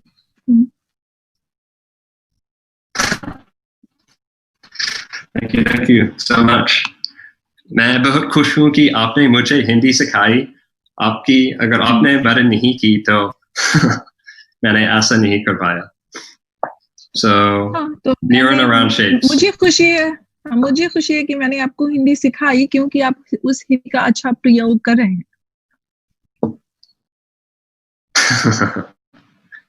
हमेशा मैं छात्र रहूंगा और आप मेरी उस्ताद रहेंगी, तो सबक जारी रहेंगे. So near and around shapes by Kuwar Narayan. The four walls of this room create an interiority in which there is safety and an intimate freedom. I could just keep sleeping here, far from the world, and no one would wake me. I could struggle against these walls or against myself. Maybe something would break inside of me or because of me. In either case, what I get could be a new recognition of myself or a new opportunity to start myself from anywhere and finish myself anywhere. I could also live in such a way that I avoid even the mere chance to try all sorts of things with which I'm in disagreement. I could deceive myself in such a way that God dies somewhere outside there. The sun doesn't shine, nor the moon, nor the stars, and this world, determined at birth, only seems a lie. The wind perhaps raps lightly on the door, a welcome interruption to my indifference. I rise and open the door. May I come in, she asks. And before I can even answer, she sweeps in without hesitation and looks for a place in the room, here, there, anywhere. If I get in her way, sometimes she ruffles my hair, or steals a kiss, or tickles me, and herself bursts into laughter, bold and unabashed. If you tell your indifference to give just a little more space, she says, I'll call him in too. She gestures toward the window. There, a bright, cheerful face peeps in at me through the window pane. Some naughty child? No, perhaps a glimmer of light in the thick of darkness. Somewhat surprised, I also throw open the window. He leaps into the room so quickly, it's as though he were already there. Thinking something, he pauses. Why wasn't I excited to see him? While his visit might not be anything new, it was nevertheless a matter of joy. Perhaps he wanted to play with everything in the room and waited for me to give him that silent approval that every child takes to be his privilege. I didn't need to say a word, only leave myself free before his childish fancy.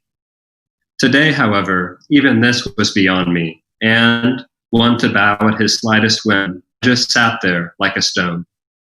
I didn't rebuff him, nor welcome him.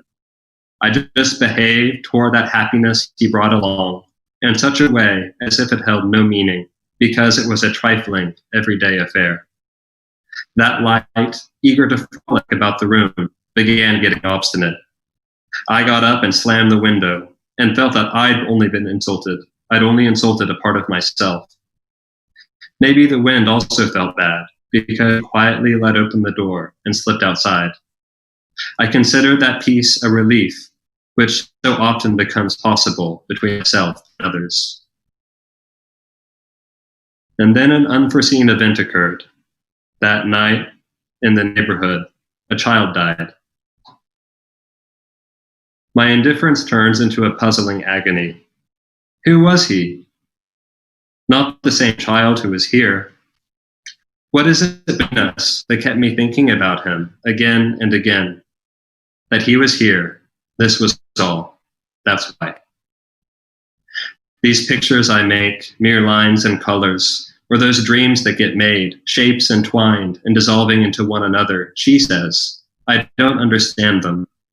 I say, these pictures are of light and wind, and are in the same way as the soul is, but which we can't understand. We must first accept being before understanding. This is what the insistence of that child was, who, I don't know why, deferred my indifference today. The child who was happy when he saw my pictures and didn't think they were unnecessary. There is an assurance in these walls because, relative to me, they do not change. The light and the wind, whose mere entry changes the room in an instant, can be kept outside.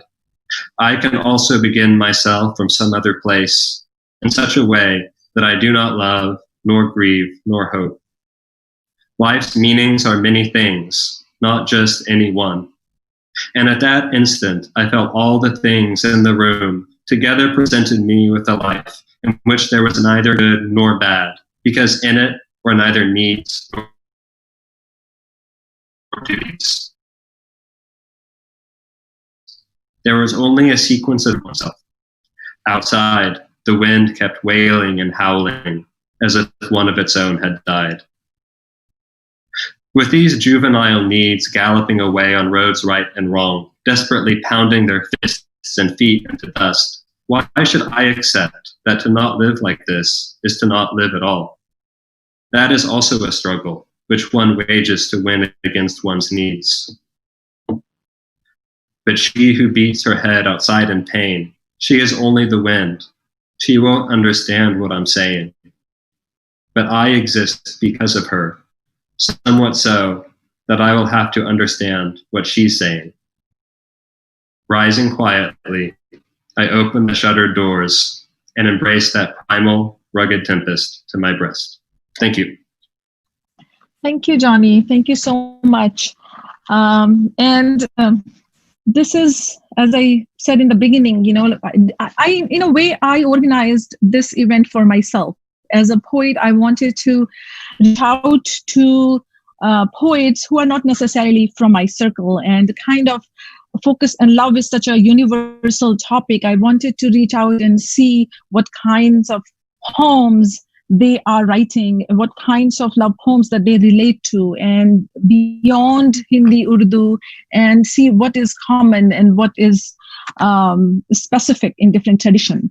So thank you, Johnny. And about genre as well. For example, like fiction and poetry and lyrical and epic and drama, and all of these things are so intertwined and interconnected. And so when I started thinking, because it is my turn based on the program, so when I started thinking about love poetry, so I didn't think much about what love is, because that is something I have been thinking about for like last 2-3 years, because I'm teaching courses. I'm love, sexuality, all of that. These are my current research and teaching topics. I actually, so when Numan started, he shared his poem. So he said something, "Jo likha hai, jo padha hai, wo bhula do aur ishq karo." So whatever you have read, whatever you have written, just forget all that and love or do love. And ishq karo is itself is something worth unpacking with karna. So ishq karna, or to do love, to make love. So my response was, can argue, Numan, that whatever we read, whatever we write, whatever we experience, हम उसे भुला ishq करते हैं, we forget all that in that moment when we are in love, but everything goes into that love, because everything becomes part of our emotional, intellectual, mental landscape, our emotional and persona, our imagination, and that seeps in ways, through which we love. So when I started thinking about love, I actually, so I will not talk about what I love, what I think love is, what kind of love poetry I write, because usually when we write, we realize later it's a love poem. It's not like, oh, now I'm going to write a love poem. So I was thinking more about what kind of love poems I'm drawn to or I like. So I realized that there are, but I mean, of course, it's hard to say, but there are two types of love that I personally feel I can relate to, or enjoy. I find some sort of pleasure when reading it or experiencing it. Sorts of love poems. So one is where, I grew up with historical dramas, epic poems, and so particularly lyrical pieces within long epic poems. I really, really like them, particularly that use ancient Indian landscapes and atmosphere as the backdrop of it. So I think about like old Sanskrit dramas that I read, of course, in translation. And one particular poem that later, like now that I'm researching, so I was analyzing my own behavior in love, in interaction. So as a researcher, so I realized that Kamaini by Jayashankar Prasad, I realized just very recently that has had a huge impact in terms of my imagination, my lofty ideas about how particularly this, kind of love where erotic and beauty and spirituality all merges in. And I realized that this is something I had said in response to Sanjeev Khandekar in another session that together, that sometimes our favorite characters and our closest friends are fictional characters, not necessarily people who live in our around us, but we have interacted in some novel or in some poems. So Shraddha, those who are familiar with Hindi literature, Shraddha, the character of Shraddha, so basically Kamaini is based on Manu of the Manu Smriti. He is the main character, and there is this woman Shraddha. So I feel like I've been deeply influenced by that character. So I will not go into that, but what I'm saying that kind of some lyrical pieces in Kamaini, I feel like, I have been drawn to, and Meera Ji's poems like Ras Ki Anokhi Lehrein, or really dramatic, that kind of, those kinds of poems, Nun Mim Rashid. And another kind is I was part of kind of Jadidiyat circle. So one is very lofty, erotic, beautiful, dreamy, abstract kind of erotic, spiritual love I'm drawn to. And the other is very Jadidi type of nazms, and some of them, somewhat similar nazme or poems Noman recited, where two individuals are trying to find love in a very flawed, real, hostile space. So those two kinds. So I will recite, one poem that represents that style of like landscape, love as a landscape, and the other one, love as failure. So my first poem is Ek Manzar, a scene. And to me, a love poem. I don't know if you can find it being a love poem or not. So Ek Manzar. चांद ने झुक के ज़मी को चांद ने झुक के ज़मी को चूमा, दूर एक फूल खिला, होंठ का रंग उड़ा, बंद आंखों में सितारे चमके, और पहाड़ी की ढलानों के परे किसी खुश लहन ने एक दर्द से भीगा नगमा दिल की धड़कन के सुरों पर गाया।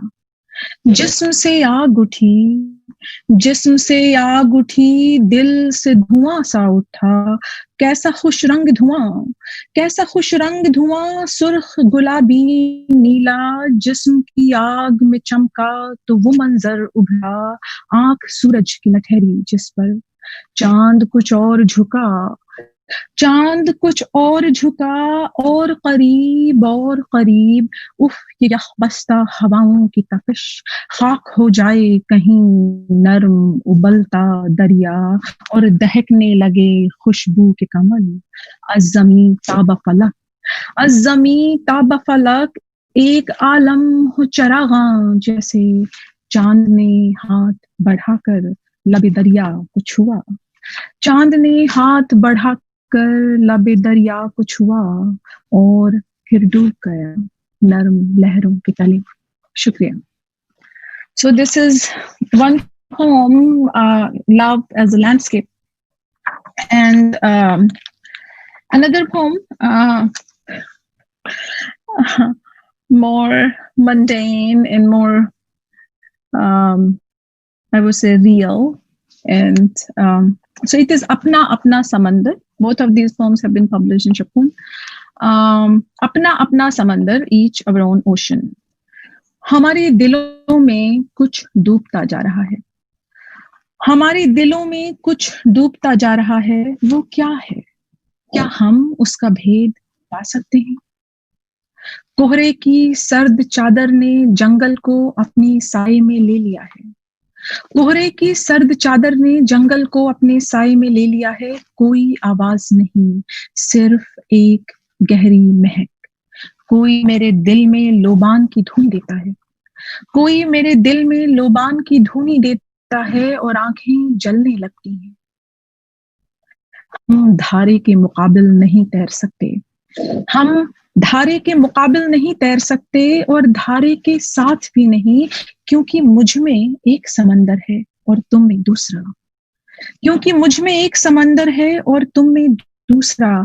तुम मेरे लिए कश्ती नहीं बना सके, तुम मेरे लिए कश्ती नहीं बना सके, और मैंने तुम्हारी कश्ती किनारे से खोल दी। तुम मेरे लिए कश्ती नहीं बना सके और मैंने तुम्हारी कश्ती किनारे से खोल दी। अब कोई रास्ता नहीं, अब कोई रास्ता नहीं। हम नफरत के लिए जवाब तलाश कर लेते हैं, हम नफरत के लिए जवाब तलाश कर लेते हैं, और इस तरह अपनी शिकस्त को तस्लीम करते हैं और डूब जाते हैं अपने अपने समंदर में। शुक्रिया। So thank you. So these were just two of my poems, and I'm going to recite a love poem. I mean, there are so many love poems by other poets that I love a lot more than my own poems. But I'm going to recite a ghazal by Siraj Aurangabadi. And it's a very famous ghazal, but again, it is kind of, it's still like, I would say very much, there are lots of similarities between this and the first kind of poems that I like, spiritual, erotic. And I do like, I feel like people think there is erotic and there is spiritual, because it's more, so we don't need to shun one or deny one aspect of love for another. So it is Khabare Tahayyur Ishq Sun. And I actually recited this poem with music in a musical concert that I did at Princeton with gospel, because Johnny is here and talked about his Catholic background. So not Catholic, but African American Christianity background and gospel music. So gospel music, Rabindra Sangeet, and you recited Rabindra Sangeet and Urdu Sufi poems. We did a wonderful houseful concert at Princeton. Anyways, Khabare tahayyur ishq sun, Khabare tahayyur ishq sun, na junu raha na pari rahi, na to main raha na to tu raha, jo rahi so bekhabari rahi. कभी सिमत गैब से की हवा, कभी सिमते गैब से की हवा तो चमन ज़हूर का जल गया, मगर एक शाख निहाल गम, मगर एक शाख निहाल गम, जिससे दिल का हूँ सो हरी रही, शह बेखुदी ने अता किया, शह बेखुदी अता किया, मुझे वो लिबास बरहनगी, न खिरद की बखिया गरी रही, न जुनू की परदरी रही, न खिरद की बखिया गरी रही, न जुनू की परदरी रही।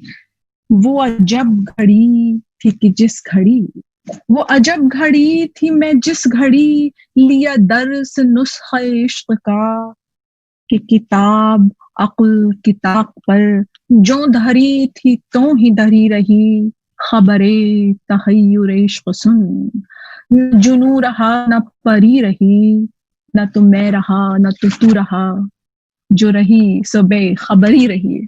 So if you're all bekhabar about what it is all about, then it is supposed to be that way. So with that, Sanjeev, it's your turn. Turn on your microphone, and I'm very excited about your Rekhta poem. Very, very beautiful poetry by Fauzia and colleagues. I think I'm privileged to be a part of this group today, and thank you, Fauzia and Samanvay, for including me in this session. So I'll recite some poems in Hindi and a few written in a mixed language, Hindi and Dari. And then I would share a few poems of my favorite Hindi poet, Kedarnath Singh. So I start with my poems without any narration or background. So just I'm coming straight to the poem. The title is Prem, Love. मैं प्रेम करता हूं एक नदी से जिसके भीतर बहती है एक अदृश्य नदी. मैं प्रेम करता हूं एक नदी से जिसके भीतर बहती है एक अदृश्य नदी. जब सो जाते हैं नदी के किनारे तो पूरी दुनिया से छिपाकर लिखती है नदी मुझे प्रेम पत्र. जब सो जाते हैं नदी के किनारे तो पूरी दुनिया से छिपाकर लिखती है नदी मुझे प्रेम पत्र.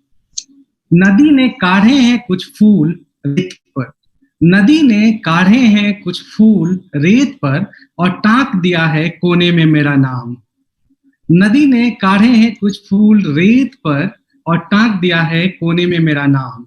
दिन भर तपाकर अपनी देह जब ढलने लगता है सूरज तो सुनहरा हो जाता है नदी का गेहुआ चेहरा. दिन भर तपाकर अपनी देह जब ढलने लगता है सूरज तो सुनहरा हो जाता है नदी का गेहुआ चेहरा. और ऐसे में कई बार मैंने चूम लिया है नदी को, और ऐसे में कई बार मैंने चूम लिया है नदी को. नहीं आएगा मेरे और नदी के बीच मजबूरियों का पहाड़ तुम्हारे प्रेम संबंधों की तरह. नहीं आएगा मेरे और नदी के बीच मजबूरियों का पहाड़ तुम्हारे प्रेम संबंधों की तरह, जो अभिशप्त है टूटने के लिए, जो अभिशप्त है टूटने के लिए. जब बूढ़ी हो जाएगी पूरी दुनिया धरती आकाश चेहरे पे लिए 100 झुर्रियां. जब बूढ़ी हो जाएगी पूरी दुनिया धरती आकाश चेहरे पे 100 झुर्रियां, टेकते हुए चलेंगे लाठी तब भी इतनी ही खुशगवार होगी नदी. जब बूढ़ी हो जाएगी पूरी दुनिया धरती आकाश चेहरे पे लिए 100 झुर्रियां, टेकते हुए चलेंगे लाठी तब भी इतनी ही खुशगवार होगी नदी. और मुझसे प्रेम करेगी इतनी ही शिद्दत से, और तब बहुत दिनों तक लोग सुनाते रहेंगे मेरे और नदी की प्रेम कहानी. बहुत खूब संजीव, बहुत. अब द सेकेंड पोएम, सुख के दिनों की तरह, लाइक डेज ऑफ जॉयफुलनेस, सुख के दिनों की तरह. मैं बर्फ का टुकड़ा तुम्हारी पीठ पर रखता हूं, वह सुख के दिनों की तरह तेजी से फिसल जाता है. मैं बर्फ का टुकड़ा तुम्हारी पीठ पर रखता हूं, वह सुख के दिनों की तरह तेजी से फिसल जाता है.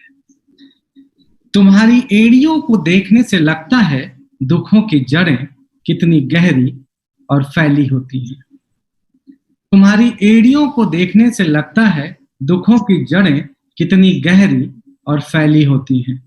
तुम्हारी छाती पर हैं चांद और सूरज जिन्हें ग्रहण की तरह आच्छादित किए हुए हैं। तुम्हारी छाती पर हैं चांद और सूरज जिन्हें ग्रहण की तरह आच्छादित किए हुए हूं मैं सुलग रहा हूं, तुम्हारा चेहरा धुंआट रहा है। मैं सुलग रहा हूं, तुम्हारा चेहरा धुंआट रहा है। So, मुझे बहुत अच्छा लगा वो सुलगने के साथ धुंआटना, वो हिंदी की जो एक आजादी है ना, और खास तौर पे वर्ब बनाना नाउन से। I think you really made good use of that. Oh, thank you. Yes. So the third poetry is एक दिन ऐसा हो. Wish to have a day like this. एक दिन ऐसा हो. This is the third form. I'm trying to present different forms of love. The third form is like एक दिन ऐसा हो तुम बन जाओ हहराती नदी और मैं डूब जाऊं गले तक। एक दिन ऐसा हो तुम बन जाओ हहराती नदी और मैं डूब जाऊं गले तक। बन जाओ उमड़ती घुमड़ती बदली, बन जाओ उमड़ती घुमड़ती बदली और मैं भीग कर हो जाऊं तरबतर, और मैं भीग कर हो जाऊं तरबतर। तुम बन जाओ महुआ, तुम बन जाओ महुआ, मैं सोख लूं हवा में फैली उसकी मिठास। तुम बन जाओ महुआ, मैं सोख लूं हवा में फैली उसकी मिठास। तुम बन जाओ अमरूद, फैल जाओ लदर बदर डाली पर। तुम बन जाओ अमरूद, फैल जाओ लदर बदर डाली पर। मैं जुठारता रहूं बन के सुग्गा, मैं जुठारता रहूं बन के सुग्गा। तुम बन जाओ सावन, तुम बन जाओ सावन, झूलता रहे मन गाता रहूं कजरी। तुम बन जाओ सावन, झूलता रहे मन, मैं गाता रहूं कजरी। तुम बन जाओ तुलसी, मैं देता रहूं जल।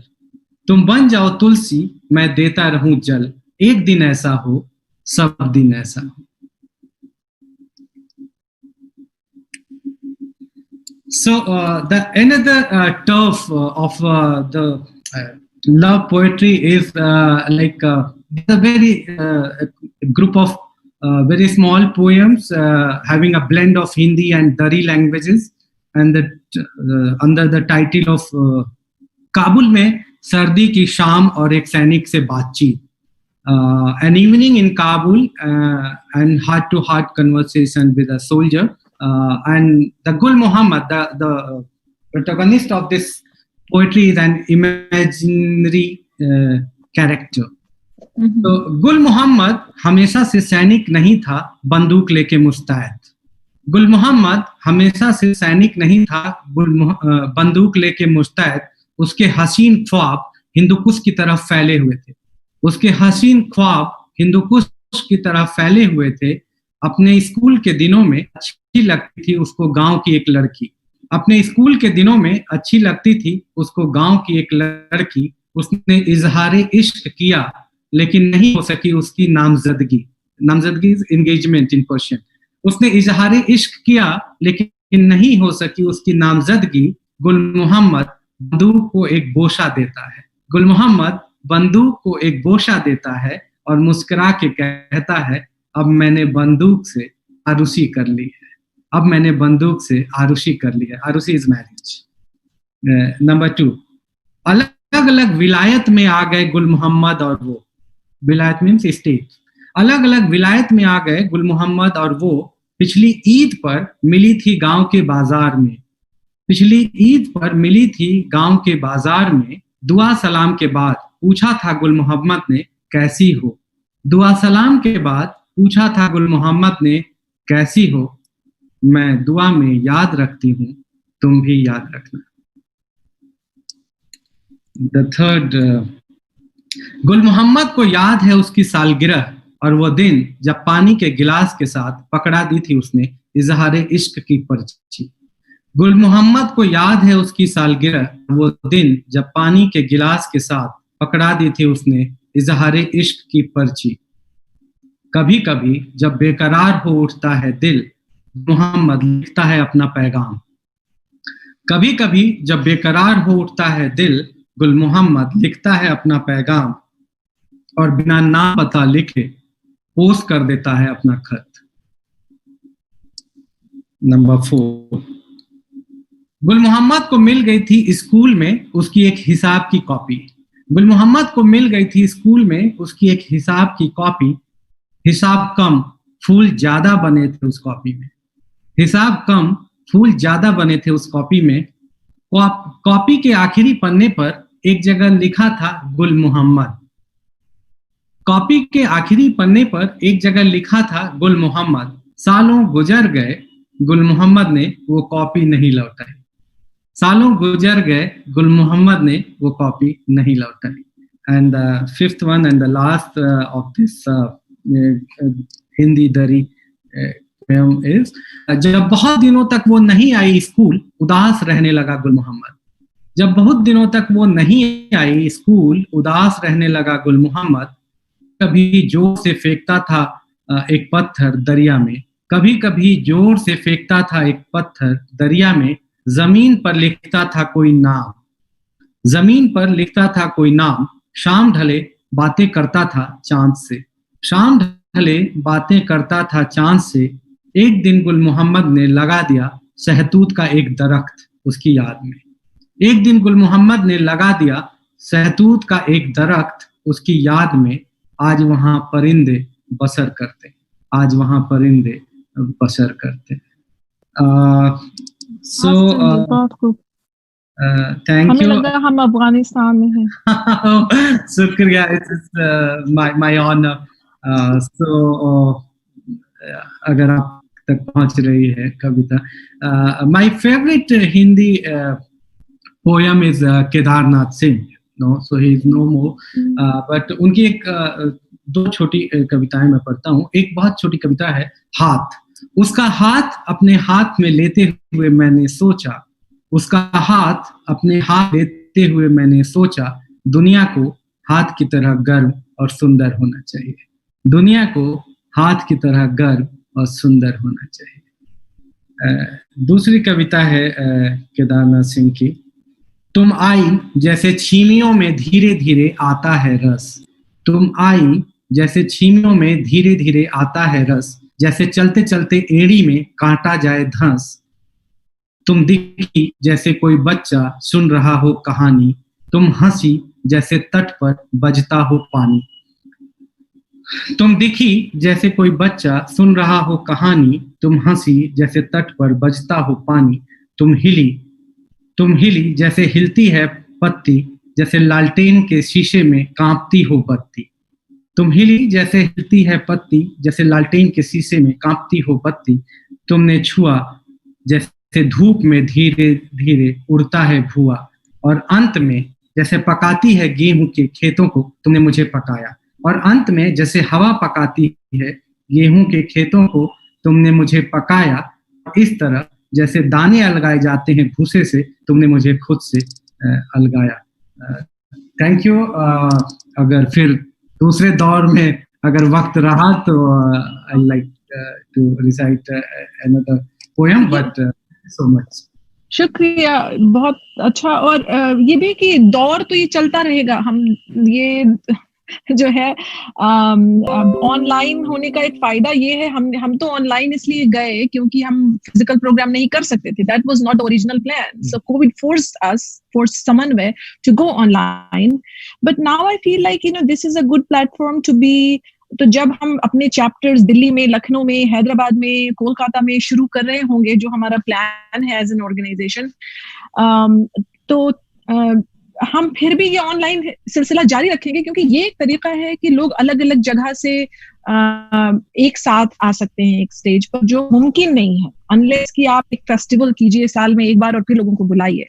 तो हम दौर तो खैर चलता रहेगा। अभी हम चलते हैं सोमेश की तरफ। सोमेश थपलियाल, और इन्होंने एक नज्म सुनाई थी हमारे यहाँ स्पोकन वर्ड पोइट्री इवेंट मैंने किया था एक 2-4 हफ्ते पहले, और I absolutely loved Somesh's poem, and he is again here. And one this is one of our policies or strategies or goals at Samanvay कि हम जो है वो अलग अलग हर तरह की diversity, generational, linguistic, traditional, genre wise, we should all come together. And when we are presenting our own work as creators, we also have to think about what is already there to preserve when we are promoting our work, and bringing in newer, younger people with us on the same stage, not necessarily all the time in a patronizing way, giving them a separate stage.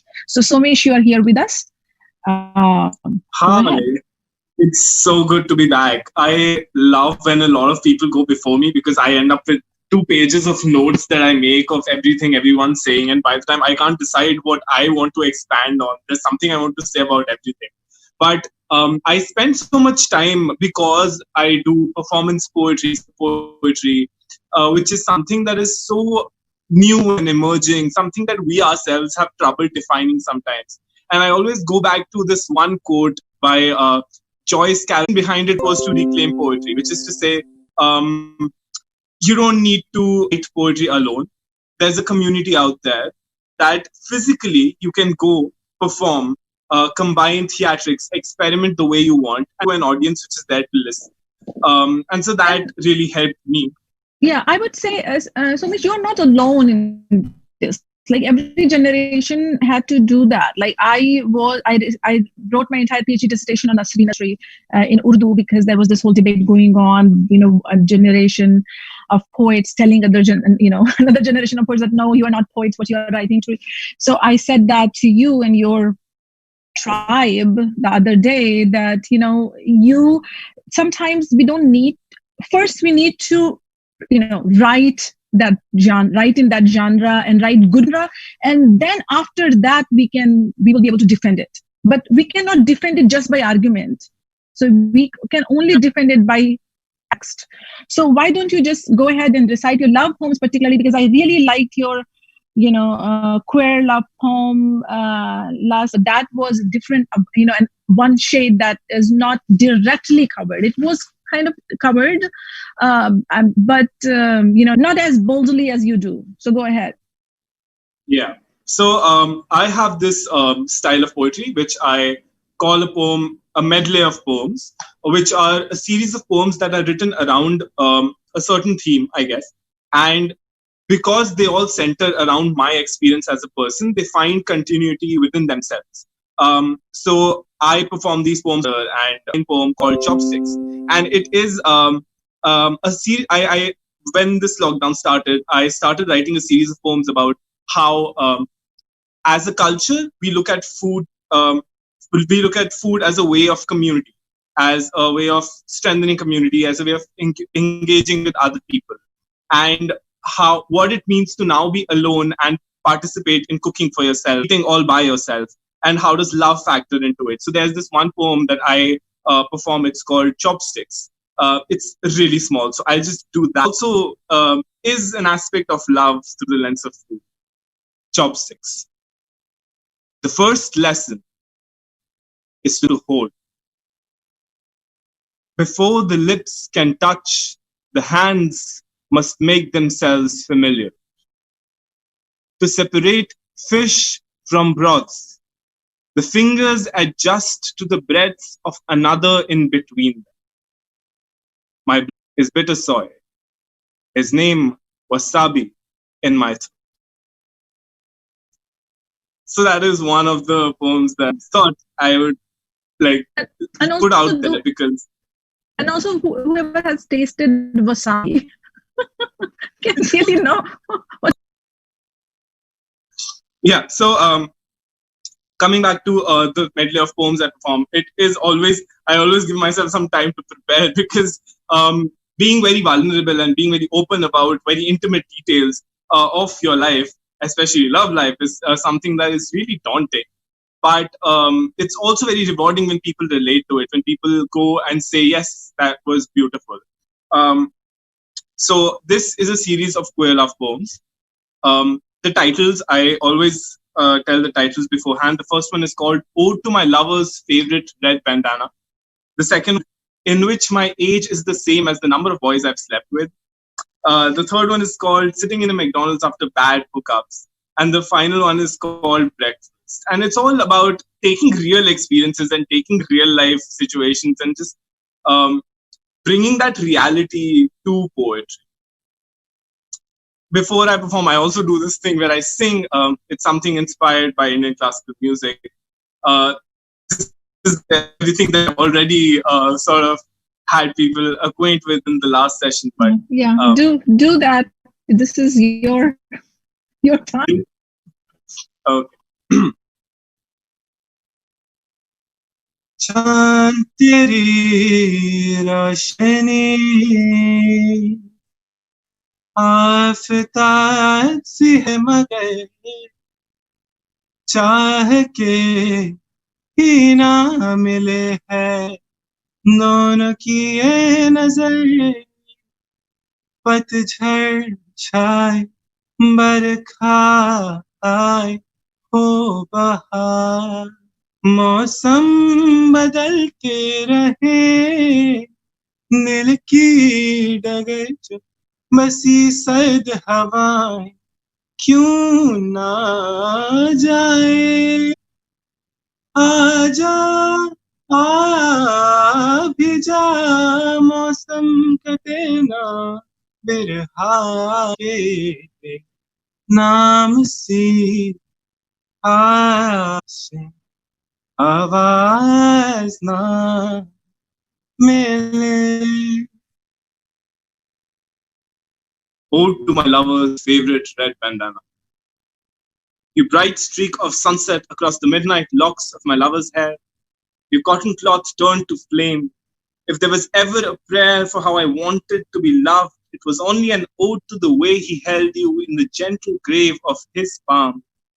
You danced around his fingers while folding in on yourself, planted dry-mouthed kisses on his dewy forehead. Tell me how it feels to have every crease forgiven, to have all loose threads tied up, to be loved like you're more than just an object. To God, who grinned after he kissed me, as if he found all the secrets buried in the lining of my teeth. To Safarish, who held my name in his mouth like a tic-tac and rolled it around until I could taste it on his tongue. To Akash, who spoke too fast and gave me butterfly kisses on my cheek. To Vinay, who was all giggles and broad smiles and teeth. To Manav, who was worried we wouldn't go out together because he had a pimple on his face. To Ashmit, who just wanted to hold hands. To Asif, who had a boyfriend but kissed me anyway. To Dhiraj, who spun static when he ran his fingers through my hair. To Sahib, who brought me home to hum a tune into the hollow of my collarbones. To Sahil's roommate, who had to be kicked out in order for him to hum a tune into my collarbones. To Faiz, who promised me a kiss home for him. To Ashwin, who met me after a full month of talking and made me unzip 3 layers of jackets just to reach the wind. To Kshitij, who panicked because he'd forgotten, who dissolved into the night and left me with a mouthful of smoke instead of his name. My lover worships Sri Dakar. We are sitting in a McDonald's when he says, you should think about getting yada. Suddenly, all I can think about is eyebrows. Threading parlors loom in my peripheral vision. I Google the Mona Lisa to check whether she has eyebrows. It manifests in my nightmares with hot wax and metal forceps. I've never hated my body more than I've hated it in the presence of a lover. A boy wants nothing like your pictures in bed. Another made it to the bedroom, said, your legs would be perfect if you didn't have all these scars, and I'm tired of this violence that comes disguised as a compliment. Negotiating love for my body is like guerrilla warfare. My lovers set up minefields and I tiptoe around them. I built a tin wall to protect myself. Comments about my body are just dull pitter-patter. But sometimes the storm comes knocking polite, and I'm lonely, let him in. When I kissed the boy for the first time, I wanted nothing more than next to him. His hands trembled as he touched me and said, if we turn the lights off, our bodies won't exist, and we can pretend one we actually love. I look into the eye of the storm and I see my own reflection. I want to hurt those who hurt me, but those who hurt me are already hurting. No one wants to grieve in isolation. The boy so much he built a coffin around my body, and I was so tired of telling him that I am still alive that I just thanked him. The morning after I came out, I was a stranger in my own body. No one will claim this body when I die, but while this body is mine, today I woke up and this body was my own. Today, the sun was a soft-boiled egg in the palm of my hands, and for me to crack it open. Today, sunshine spilled like honey on my burnt toast. Today, homophobes lined up like a stack of pancakes, and I flipped every single. Today, I am queer, and I am here, and I am alive, and I am thankful. Today, I had all my demons for breakfast, and now it's lunchtime. Thank you. So that's a series of poems that I do that explore all the different dimensions of emotions that you feel when you love. And that is also the sort of poetry that I am attracted to. Poetry which talks about love, but also talks about so many other things. Because as when you're queer and you write love poetry, it is not just love poetry. To write poetry is to write politics, is to write oppression, is to write revolution. It is all those things. We could see some of that, like holding a gun for a Nepali soldier.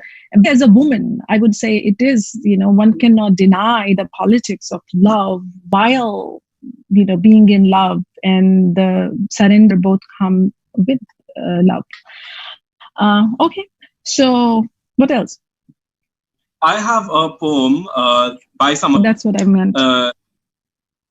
Yeah. So Safia El Hilio is this poet, contemporary poet, spoken word poet, about her experience as someone of Sudanese origin living in the United States.